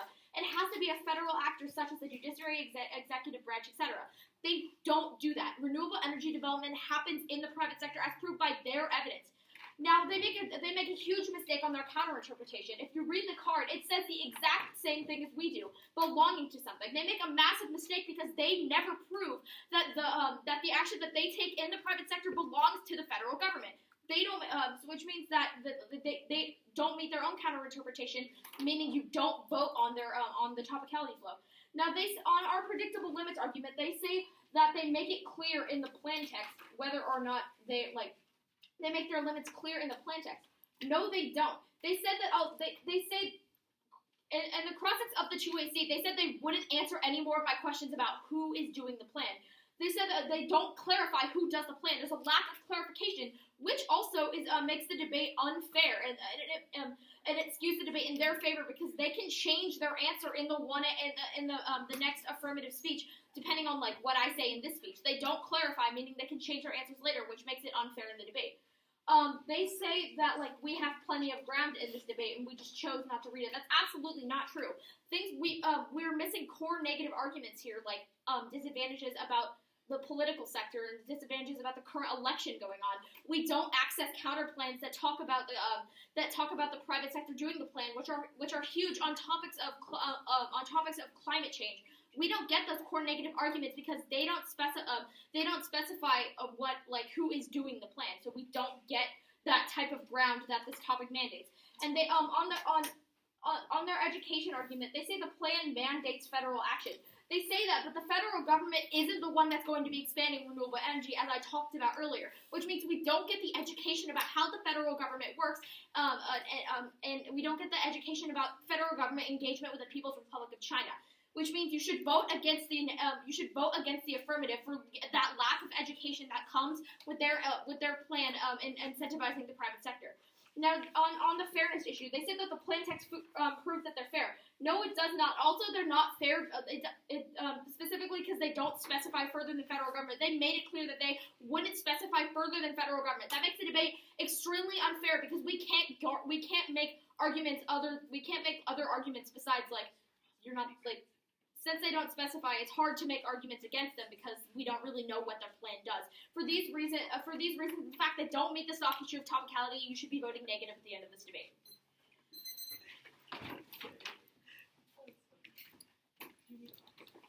Couple things I want to show you.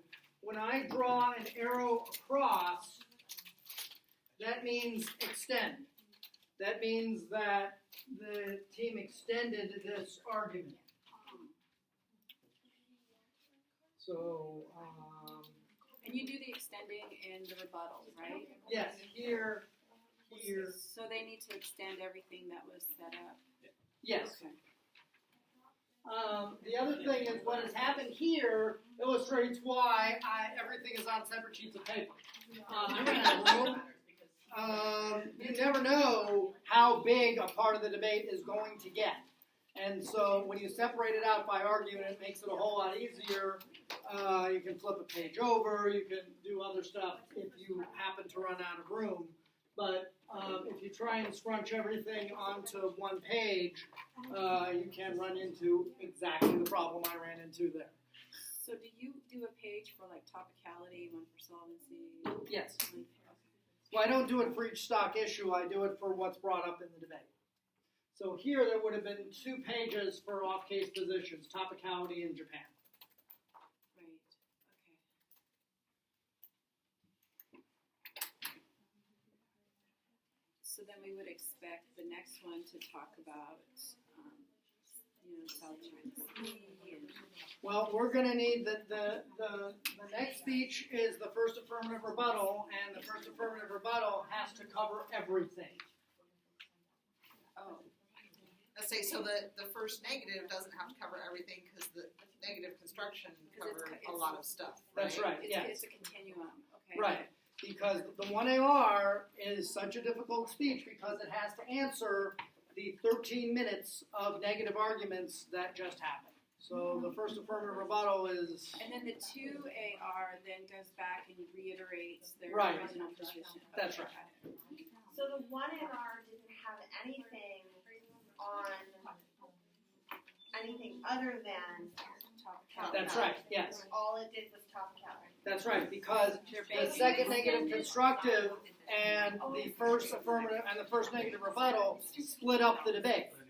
And that's how they decided to split it up. Jaden talked about everything else, and then she talked Okay. about So this next one is... And that's the way it should be.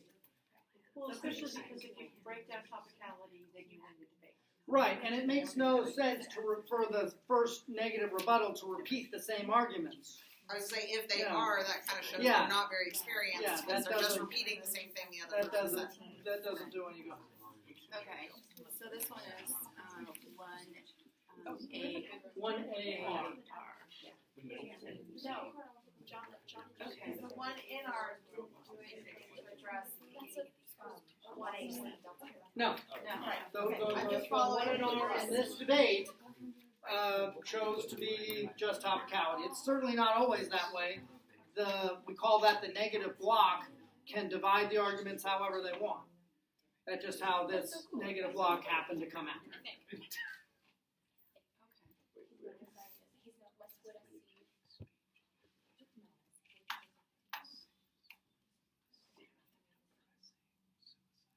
It seems like these guys aren't going to not extend the right arguments. Yeah, the other thing is especially when it comes down to this 1AR, because I'm also 1AR, so I know a little bit. So like we talked about like, oh, one team missing this one argument and that may lose the debate for them. Like 1ARs like to strategically not answer certain arguments because they aren't as important or they really can't go anywhere beyond what was already said. So like it's like especially it gets a little weird evaluating beyond the 1AR because they will miss those arguments, but it's like a question of was that important? Yeah.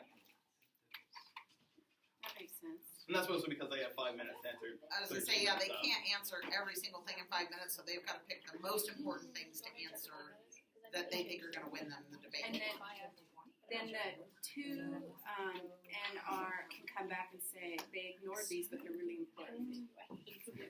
Yeah. And then it becomes a judgment call. That's what it, you lied. No, I'm just kidding.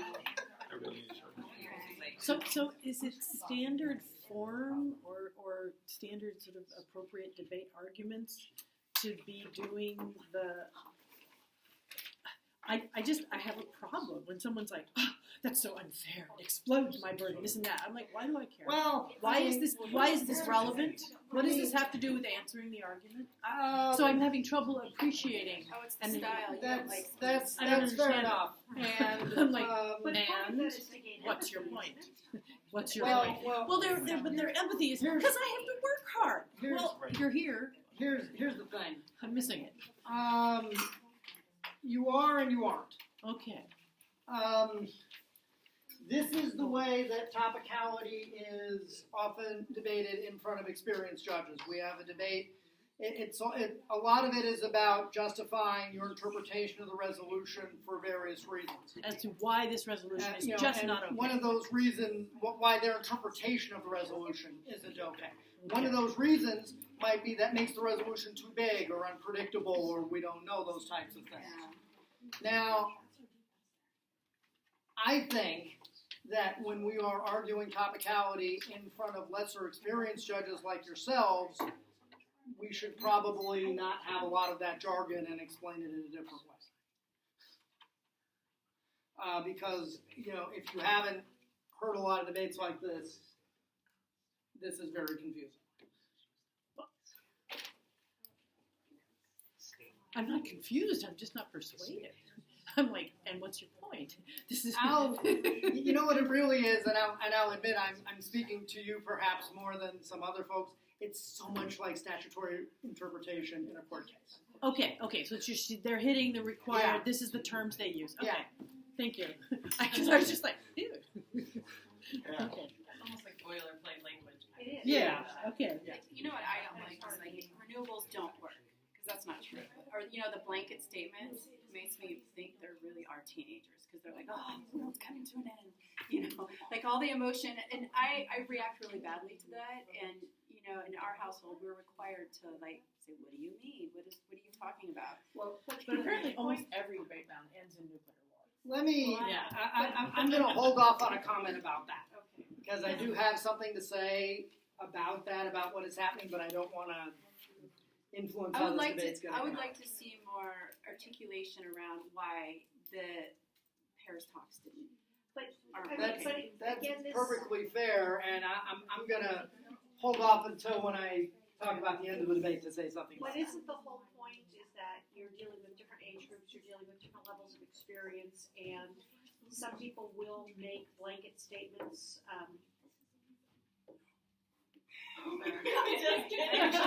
That some people will make blanket statements. It doesn't work. But I understand that. But the point of this is not what you know. The point is completely about what the point that they are trying to get across to us. And what has just been presented in that debate, Your not opinion anywhere and what outside. you're looking for is not the point of the debate. No, I totally get that. But I'm going to tell you, I'm going to go home and talk to my son about never saying that in a debate. It's to go in and just say, it's not influential. Paris is not influential. I'm going to respond to that, but I want to wait until the end of the debate because I don't want to influence how the rest of the debate's going to come out. It's part of the game. I know, I used to do debate, and that was like, it was like you lost the debate if you just said, that's stupid, or this is dumb, or, you know what I mean? That's like all the time. We're still doing the high school. all 10 minutes of prep. You never use all your prep time. No, I totally get that. Keelan and I's prep consists of like 5 seconds. Okay. Oh, John and Jack. So they didn't get the bid? No. Top way Yeah, to go. Lab Stick to the top. So emotional. What is thy order? Relations, solvency, global warming, tea, and What was the last one?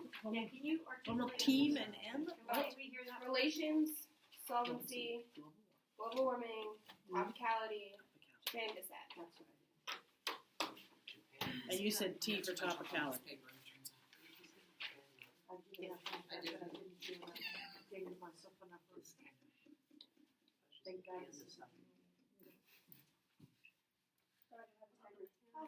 In your mind.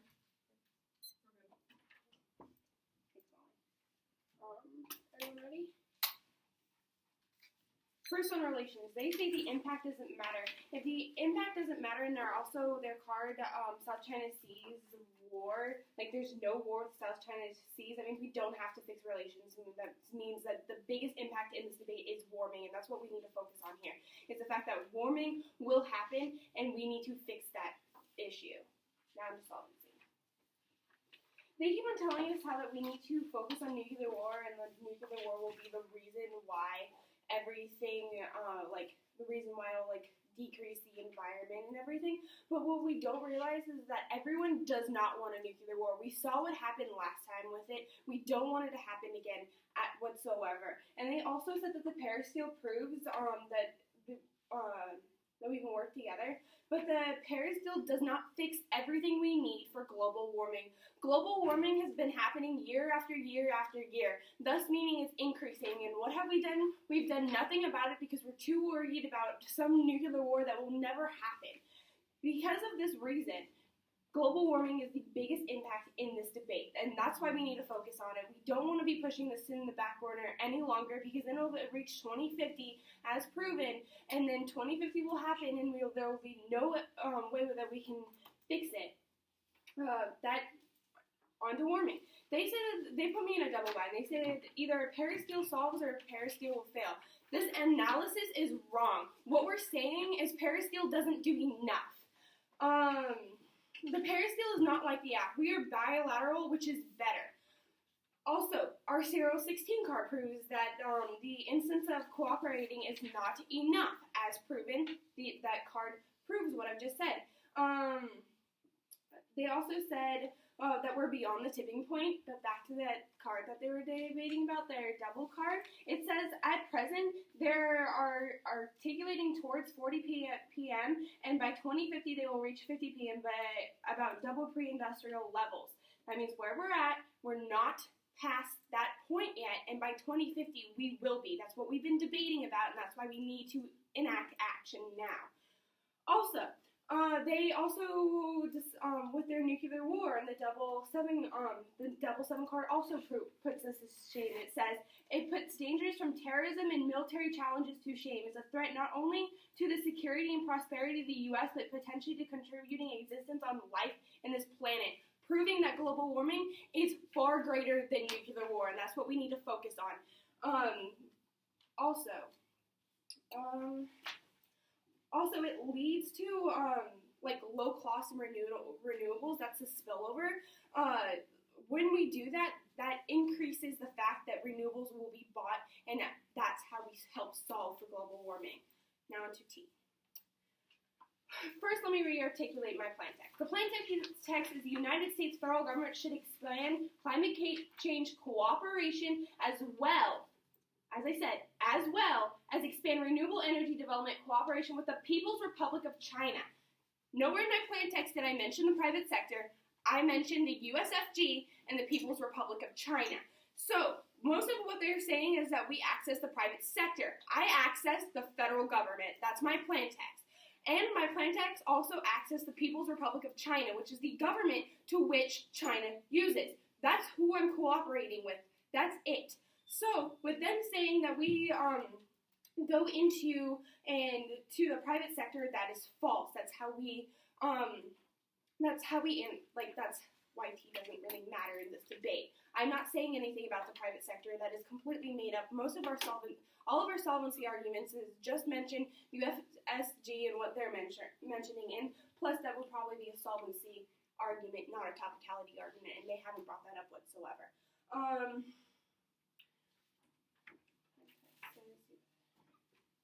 Also, they say that on ground, they say they could have ran a data set about political, they could have ran it. We weren't stopping them. They could have run a counterplan that completely solved for our case. We aren't the neg. They could have ran those things. Our plan doesn't say anything that they couldn't. Our plan mandates what is needed for this. And now to Japan to say. So in our card, our Pilling 15 card, it says nuclear umbrella.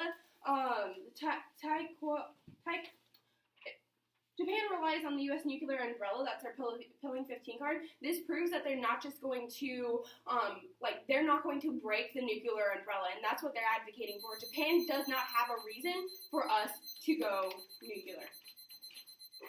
Stop. Hey, I don't have to process. Is a counter plan, can you take someone's plan and just tweak it a little bit to make it better? It's called the pig. Yeah. Depends. Yeah. Depends, maybe.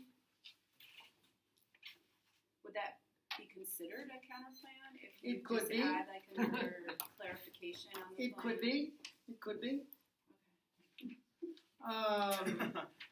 There's debates about how, what counterplans are actually legitimate and which ones aren't fair. Yeah, I can see that. I can tell you an example. One strategy that the teams I coach may have at least in national circuit rounds against an app like this would be to do this except for research on geothermal energy because it causes earthquakes and causes geysers and lots of other bad things. Yeah. And No fracking. yeah, as an example. Okay.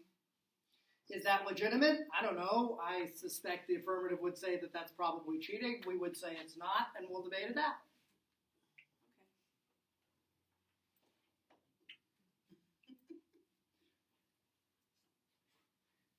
So you can see that the 1AR covered everything, got to every argument.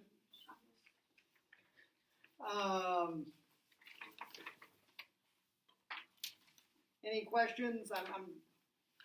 I'll say a lot more at the end about The relations. I think.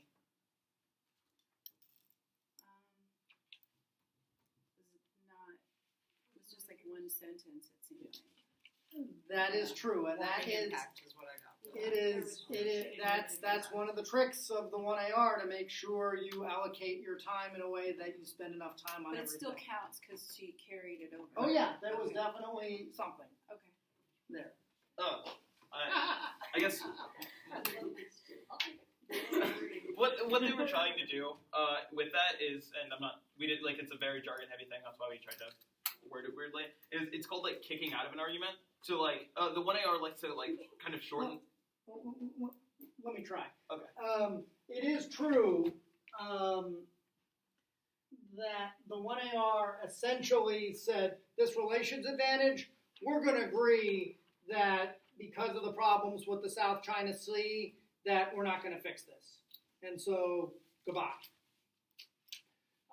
And so this relations advantage is pretty much gone. Because the 1AR made a strategic decision, hey, I can't cover everything. I have to get rid of something in order to adequately talk about everything. So it's okay, this argument that we can't really solve for the South China Sea, that's a problem. Okay, let's agree they're right. All this goes away now. So they really have one argument. So all that's left is warning. That's right. Okay. Warning. Okay.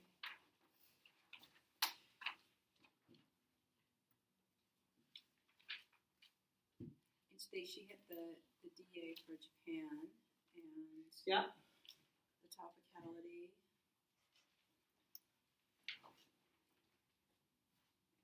And And solvency.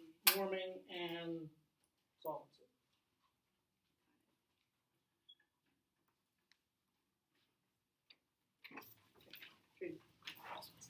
What's your order? So my order is going to be the disadvantage. I don't know why I said that word. Disadvantage. Japan disadvantage. Then going to go on to warming, and then solvency. Thank you. Yeah, thanks. And he doesn't, you don't have to do topicality because she already did topicality. Yeah, and by now I'm basically saying like they're topical. Oh. Yeah. Okay. So you can't, their argument was weak.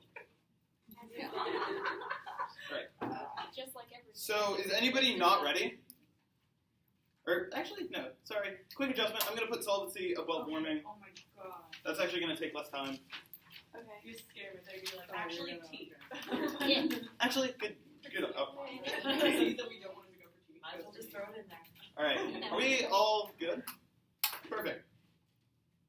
First on this disadvantage, I'm glad that they got to this with 30 seconds because they didn't actually cover it first. The only thing that they said here was that their pilling evidence said that like Japan relies on the nuclear umbrella that the U.S. has, so Japan wouldn't want to break it. Our impact scenario is saying Japan is going to start trading nuclear weapons to other countries. I made this analysis earlier. Middle East, Russia, other big countries also have nuclear weapons for themselves. This didn't go answered, meaning that other countries that aren't under the umbrella, check the Middle East, for example, could attack us. Japan probably also doesn't care about the nuclear umbrella because they're feeling distant to the U.S. Another way that this impact scenario could go, Japan already sees us breaking away from them. So they're not going to rely on the nuclear umbrella of somebody that's leaving them, especially because that nuclear umbrella is going with them. So they don't feel protected. They didn't answer the fact that as long as Japan perceives the U.S. leaving them, they will not feel safe. When we say they won't feel safe, we mean they don't feel under that umbrella. They don't feel allies with the U.S. So they are more likely to do a preemptive attack against the U.S. So, like, China doesn't get the U.S.'s protection or something along those lines. They did no other analysis here. You give this disadvantage 100% weight. That also means that you have to buy that nukes destroy the environment, meaning that their warming advantage is not going to be solved for because nukes are destroying that. Like I did this analysis earlier, nukes are not good for the environment. Trees can't grow when radiation is spreading. That means that they can't fix any sort of warming. They can't do any sort of renewable to fix nuclear war. They did not answer this. They dropped this out of the 1AR, meaning that you give this 100% weight against their warming advantage, which I will move on to now. Solvency now. So it's kind of bad. They did no work on solvency. They did not explain to you how they solve, other than the fact that the cost of renewables go down. That doesn't give us any insight on how the cost of renewables going down actually fix global warming. They don't do any analysis for you, Judge. Don't do it for them. They haven't extended any solvency. They don't have any solvency. Cool trick. This is called presumption. They have 0% chance of solvency. They will not be able to fix global warming. They will not be able to fix relations if they even try to bring that back up. They won't fix anything. Sure, renewables may do work, and that's good, but this instance, this plan won't work. Another reason why it won't work is because they said that they're not using the private industry, which means that you can take my partner's arguments on how they need the private industry to be able to produce renewables. If they don't work through the private industry, which they've said on the T-flow, then they don't actually make any more renewables. They don't actually lower climate change. This is the analysis that was they do not have. They do not explain to you how they solve. They don't use the private industry, which is required to even make any sort of renewable. USFG does not make their own renewables. The government does not just build a bunch of different OTEC windmill, or a bunch of OTEC plants, a bunch of windmill plants, a bunch of solar panels. They don't do any of that work. Private industries do. They don't use the private industry, as they've already said. You can use their own analysis against them. Here, they don't solve. On to warming. Yeah, they didn't actually answer that nukes destroy the environment. That means that if you vote for the affirmative, they will actually cause more warming because Japan will attack, other countries will attack, etc., etc. Also, they say that we're not past the tipping point, which means that we probably have time and we could wait on this app until, we don't have to pass this plan. It is not dire that this plan is passed. They've proven to you that it is not the time that we need to pass this plan, meaning that it's just a waste of resources as well. This was an argument in the 1AR. Also, they said that warming is a threat to everyone. We agree. But if nukes progress warming and make it instead of 2017, let's say, that means that our disadvantage kind of speeds up the process of their one advantage and causes it to happen sooner. They didn't do any impact calculus, which is also bad for them because I've already framed how you should be weighing our impacts against theirs. Nukes are bigger than global warming because 1, it causes global warming. I've already done this. 2, it destroys everyone before global warming can even get to even start destroying the planet. Secondly, it is faster. We don't know when it's going to happen. Like I said, it could happen tomorrow. None of this got answered. You could say this got dropped out of the 1AR, and that means that you grant us 100% chance of this. Even if you think this is me saying the sky is red, you have to believe it because they didn't answer it. Which means that we win on the time frame portion of this. It is going to be faster. It could happen tomorrow. We win on the magnitude because it causes more global warming and it melts everyone's face off. And probability, it's more probable. People being scared makes them do weird things, like attack their best friends.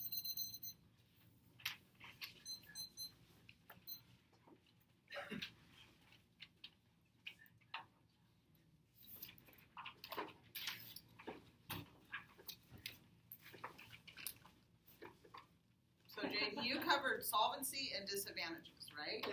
Yeah. Those are the two. Okay. The Japan disadvantage, solvency, And warming at the end, yeah. Well, I have warming as a disadvantage. So. And so you can sort of see here what I mentioned before, that the flow is sort of a mushroom. That it starts out with the 1AC, that it goes out into the block, and then it sort of comes down again, and here's what you have left at the end. And then it's what's left at the end that you'll use to evaluate the debate. Okay, so I have a question. Yes? I'm visual, so I'm thinking of a mushroom as a large thing and a small thing. And you just described small, getting big, small again. Right. What kind of mushroom are you talking about? I'm extraordinarily visual. We could say a tree, I mean, you have the just base and then it goes out into the leaves and everything when it comes to the peak of the tree. That there's some sort of rounded top. That's Yeah. the small. Okay, all That's right. what I was trying to get to. That but- somehow that metaphor just doesn't maybe cover I what need, you maybe just I need a described. different one. One of it's like this. Okay, yeah, it starts small, big, and then back no, it's down. not an hourglass. It's Like I don't know. the geometric diamond shape, not like the other diamond. Did someone tell them about the stock issues example that everyone uses that makes no sense? The table? Like a table. With five You legs. have one leg, it falls. Like, I don't know. It makes sense to me. And I guess it's It has 5 legs though. it's 2 legs what you need for a table. You like don't need this. Yeah, okay. I don't know why I thought of that as a mushroom. It's more realm. There we go. Okay. I was a little confused too, Goldberg. I was like, Oh, okay. And I'm visual, so it's like, ooh, he's got a metaphor. I don't get it. Yeah. Okay, so I'll have to come up with a better visual metaphor. You're better. So do you go down each point and your mind you want what? Like small, big. He's gonna tell us that after this letter. After the Closing things back to not affect Oh, last right. speaking. We have one more speaker. Yeah, he's too nice to say that, but he's like, just let them be done. I think we're ready for the last speech of the debate. Yes. Okay.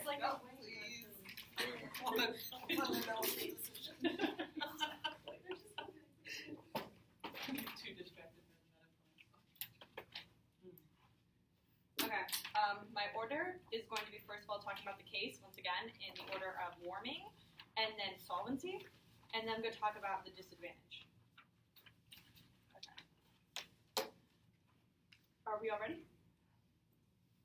First of all, on the climate cooperation advantage, they turned our advantage, once again extending this argument, talking about how nuclear weapons create more warming and a worse environment. Well, I'll answer this more in depth when it comes to the Japan disadvantage, because that's where it originally was, made. But I'd like to turn this advantage, or this impact, which means I'm going to make their impact something that warming causes. So I believe that warming turns nuclear weapons, because countries do not have actual cooperation on warming. That means they are so stressed out about the possibility warming happens because the probability is literally 100%. Warming is going to happen if we do not not do something. There is so much scientific evidence, especially that the negative did not refute, that proves warming is going to happen. As a judge, you have 100% probability that warming will happen. Anyway, because you believe warming will happen 100% likelihood, that means that countries are all stressed out about whether or not they're going to be able to solve for warming if we don't actually do the plan.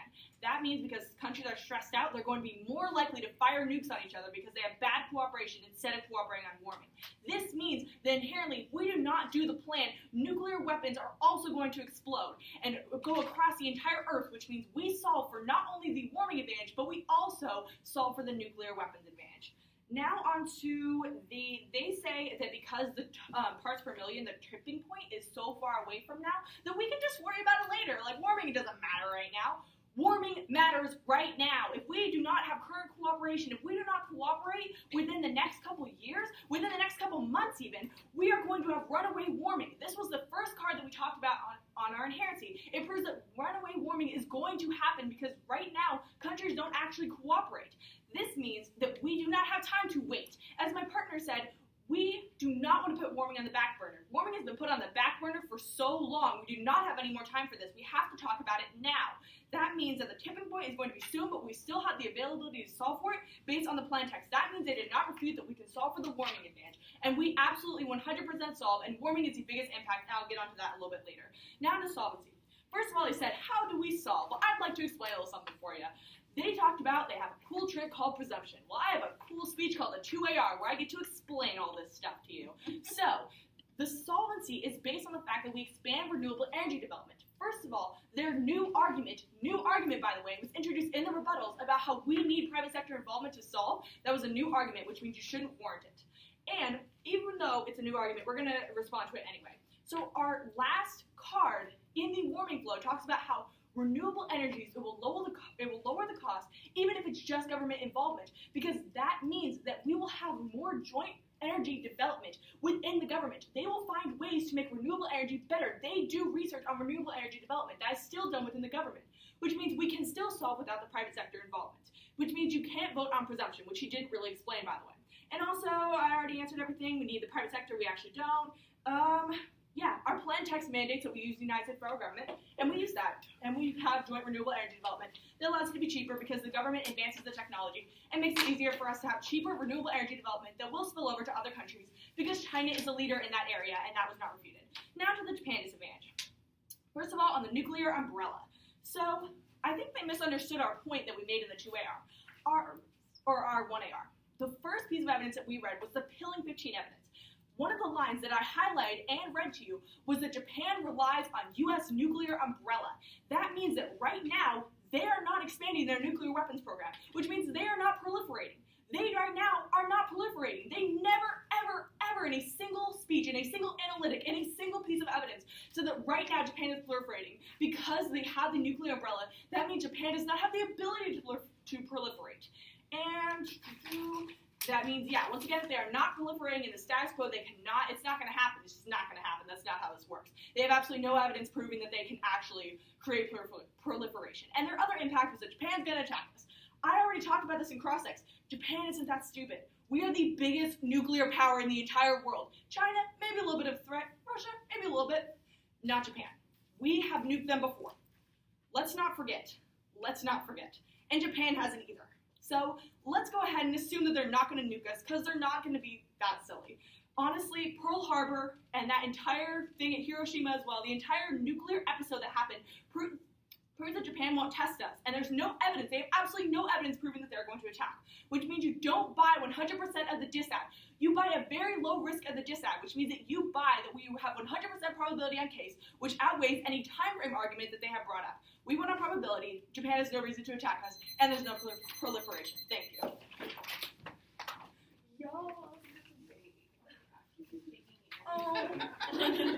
I know. I was like, I have this cool trick called the 2AR where I just make up arguments. Let's go. That's the only reason why you want to hug me, so you can whisper that. Not going to influence any decisions? Just saying. Just saying. Just saying. That's true. Are we doing decisions? So who won, Goldberg? And what was the whisper? The well done, like with your decision making. Probably not. Yeah, I'll wait. So, I have an idea. let me talk about how I would evaluate this debate. I don't necessarily want to say who would win, but I want to say a few other things that may answer some of your questions about a few things. So what have we got left to look at? We have basically the Japan disadvantage, and we have warming. And part of warming is whether the plan will actually solve warming or not. So when I'm evaluating this debate, I need to ask, okay, which of these impacts is bigger and which is more likely to happen? And it's pretty much that simple, the way this debate came out. This is actually a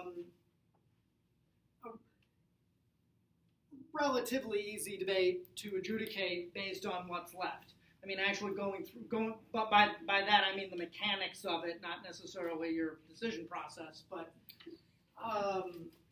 that's all that's left. And the way you want to do that is to look at the arguments that are left at the end of the debate. What's left? Well, we've got this Japan disad. That's Japan's going to rearm. Japan's going to send nuclear weapons to other countries, and that's really bad. It'll cause nuclear war. The answer is, well, wait a minute, not really, not so much. Japan relies on the U.S. They're happy with our umbrella. The affirmative isn't enough to make them do that. So how likely is this to happen? The affirmative says, not so much. Negative says, yeah, this is going to happen. On the warming debate, part of the debate is, well, how bad is warming compared to the Japan disadvantage? Do we have to do something now? And is the plan actually going to do anything? And those are the questions that you would resolve in your mind and say, as much as you can based on the arguments that were made, who do you vote for? Are you asking us now? Is that what you're doing? I could pair answers. Yeah, I would say, I'd be interested in hearing what other people have to say, because my first thought was that the nuke argument was not strong enough, because even though he went for the scare tactic, he didn't use a lot of examples that were legitimate in regards to Japan and the probability of arming themselves and selling arms to other countries, especially because it was brought into light a little bit that we have tens of thousands of soldiers out from the United States within Japan right now. So I felt like the nuke argument kind of deflated itself in the end, even though he was pushing for it. Her whole point was Japan has experienced these problems in the past. They didn't even talk about the problems that Japan has had with nuclear power plants, the problems of stuff. But she did it enough to say Japan probably can't afford, essentially, nuclear war at this time. That would be a good card to find. Thank you. Yeah, I've heard of lots of articles talking about how they really want to move away from nuclear because of the tsunami. Well, especially what happened after the tsunami. They're in a situation where they need But see, all of that is It stuff doesn't that was matter. not No, brought up. but I was talking about Right, right. No, I would know. that be convincing if, like, my 2AC I went up there and that was, like, what I said? Would that be more convincing than what I said? Would it have been more convincing if you brought the past 10 years as Yeah, opposed yeah, to? I think so. Yeah, I Because think you so went too. all the way to Pearl Harbor, but in the past 10 years, Japan has been significantly impacted by nuclear The world has power a much Right. different relationship with nuclear And than on they the did. other hand, the Hiroshima anniversary, I think, pointing to that and the recognition of the impacts from Yes. Hiroshima having very recently been identified in quotes from Obama would be good for his visit there. Well, and So, but in Yes. evaluating the debate, you've got Evaluating the disad, Yes. the disadvantage. Now, what do we think of the case? Well, the impacts, I mean, it came down to, like, does the plan improve the global warming situation? And I actually thought the negative side did a pretty nice job of really trying to identify that there's not as much. It could possibly improve global warming, but the affirmative didn't really talk about enough, like how that's going to happen. The whole private sector government is something that you could really expand upon, because the government invests in the private sector, so there's your partnership. And that wasn't brought up. That would have been good to say. And regulates the private sector. regulates You the- just write yes. regulations that make it more cost effective, and they don't have as much restrictions. And boom, it happens. Exactly. But you could build out. Can't you build out the cooperative goal to move government and private together through investment? And the United States, renewables really do that. With the plan without it being. That kind of becomes Yes, more. then it becomes. It becomes what? But I guess, again, based on the arguments that are, I thought that they did a very good job of kiboshing the concept that private sector was part of this argument. They Yes, read they did again, that. they restated what their right, role does, was. that's an interesting point. At the end of the debate, does that matter? No, So- because topicality went away. Basically, warming is going to happen. I mean, it's already happening. Inevitable. Right. So is what they were saying Everybody, at the we end. agree for purposes of this debate, warming's a thing, Right. Yes. warming's bad. Yes. It's And it happening. will Yeah, most, right. what they were saying is it would most likely happen before a I was gonna nuclear ask. war Right. happened. Do they solve it?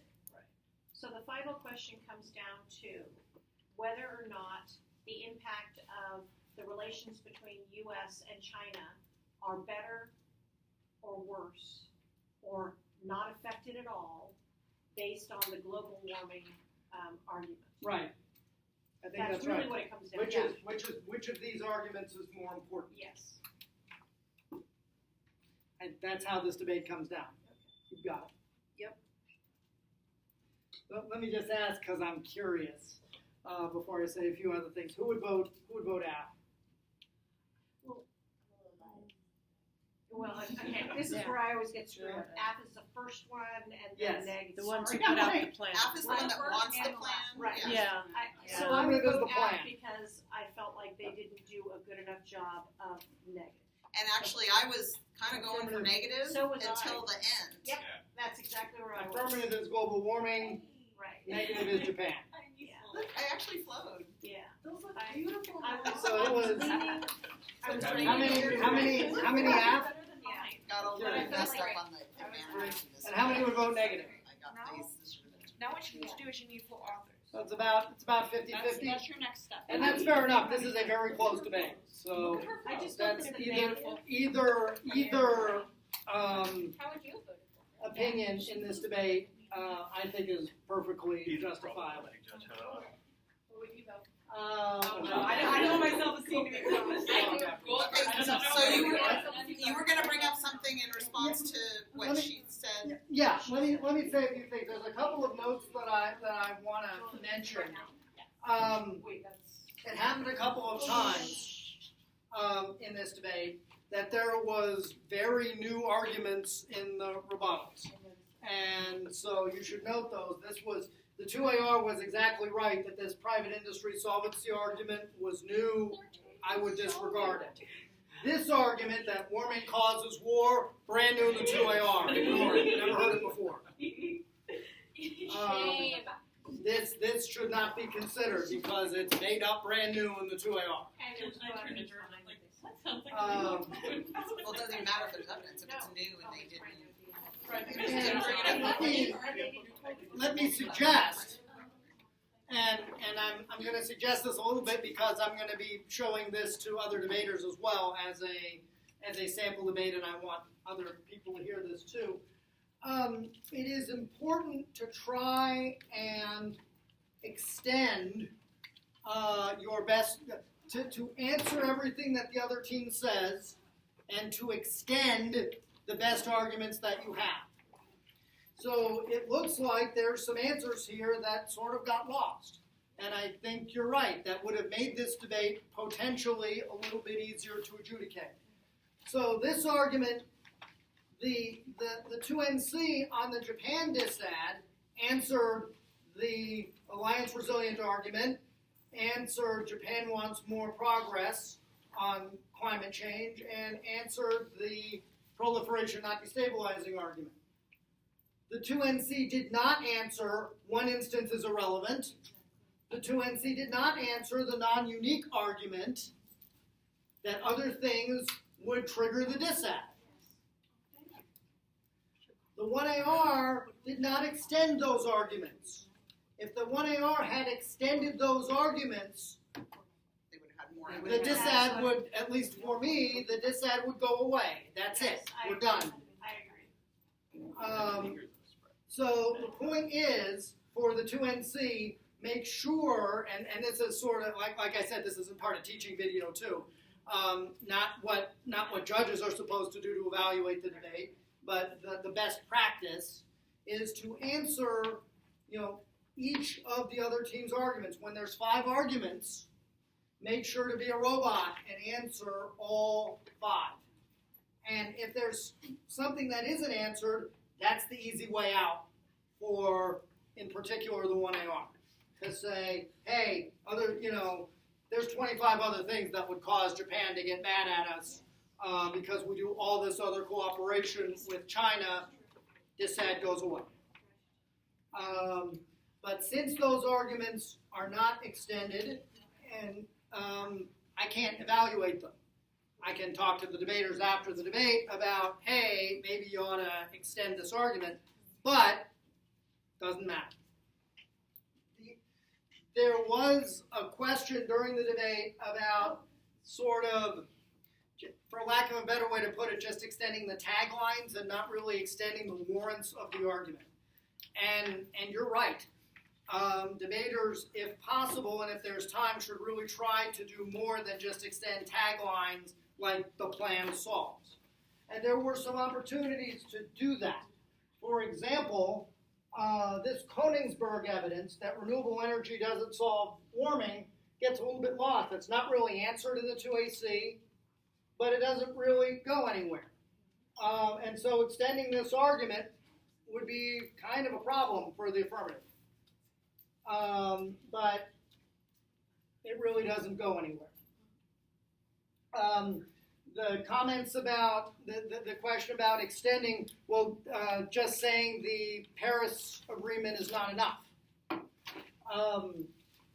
The way around that is not just say the tagline, the Paris Agreement is inconsistent, extend the, I think it's Cyril evidence, that the Paris Agreement isn't enough. Cyril says X, Y, and Z, why the Paris Agreement is insufficient.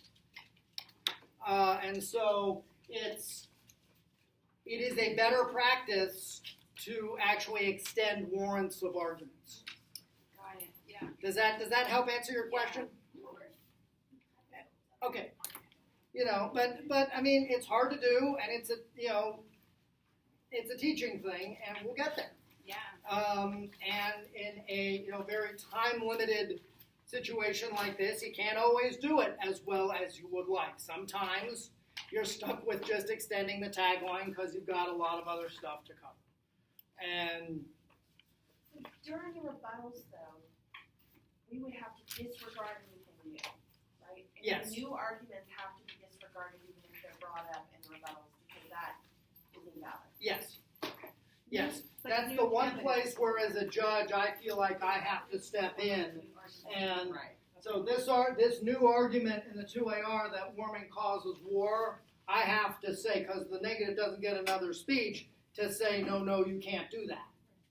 So I feel like I have to do that. So would you then make the negative lose off of the fact that they brought new arguments? No. Just disregard the argument. Just ignore it. Okay. It's not points against them. No. You might want, in your feedback, if it's a major issue, you might want to say, the negative team should not bring up new, if you're giving your critique in the situation. Well, it's the first time since the 1AC. Yes. Yeah. It actually was in the 1AC, but we hadn't heard it again since the 1AC. And the private and government arguments came in under topicality, and then topicality was dropped, and then they brought it up again. Right, and didn't just bring it up. It was a topicality argument and magically changed into a solvency argument, which is not. I was wondering about that. That's sort of. Yeah, you can't do that. So bad. I was like, no, you don't do this. So you figured you'd make up your See, own. most of the time the other team is catching if the other team is bringing up something new, and they'll point it out. Yeah. Because they're really usually on top of that. They're on top of that. They'll tell you what's in the law. There's no speech after. Right, So. right. Okay. And then sometimes they'll get flustered about like I had one debate where one team got so flustered and focused on just one thing, like they completely dropped everything else and I don't know what happened. They just got into some emotional state where they just weren't thinking clearly, Yeah. you know, and that does happen too. Oh So. yeah, stuff happens. Stuff definitely happens. Okay. Well, thank you. Any other questions about? I hope that demonstration was helpful This helped a lot. in showing what's going That on. helped So. a lot. I just want to do this 2 more times. I mean, Just not today. yeah. Yeah. We'll try to be a timer, like the first, if you can, the first Be a timer debate. flow. And then, you could practice your flowing. You can't consult with the judge, but you could just practice yourself and kind of come to your own decision. Yeah, and I can ask my husband. I mean, he would love to talk about this stuff. That's a part of the problem being married to a debater. When the gentleman got louder and more, then I know he has no evidence.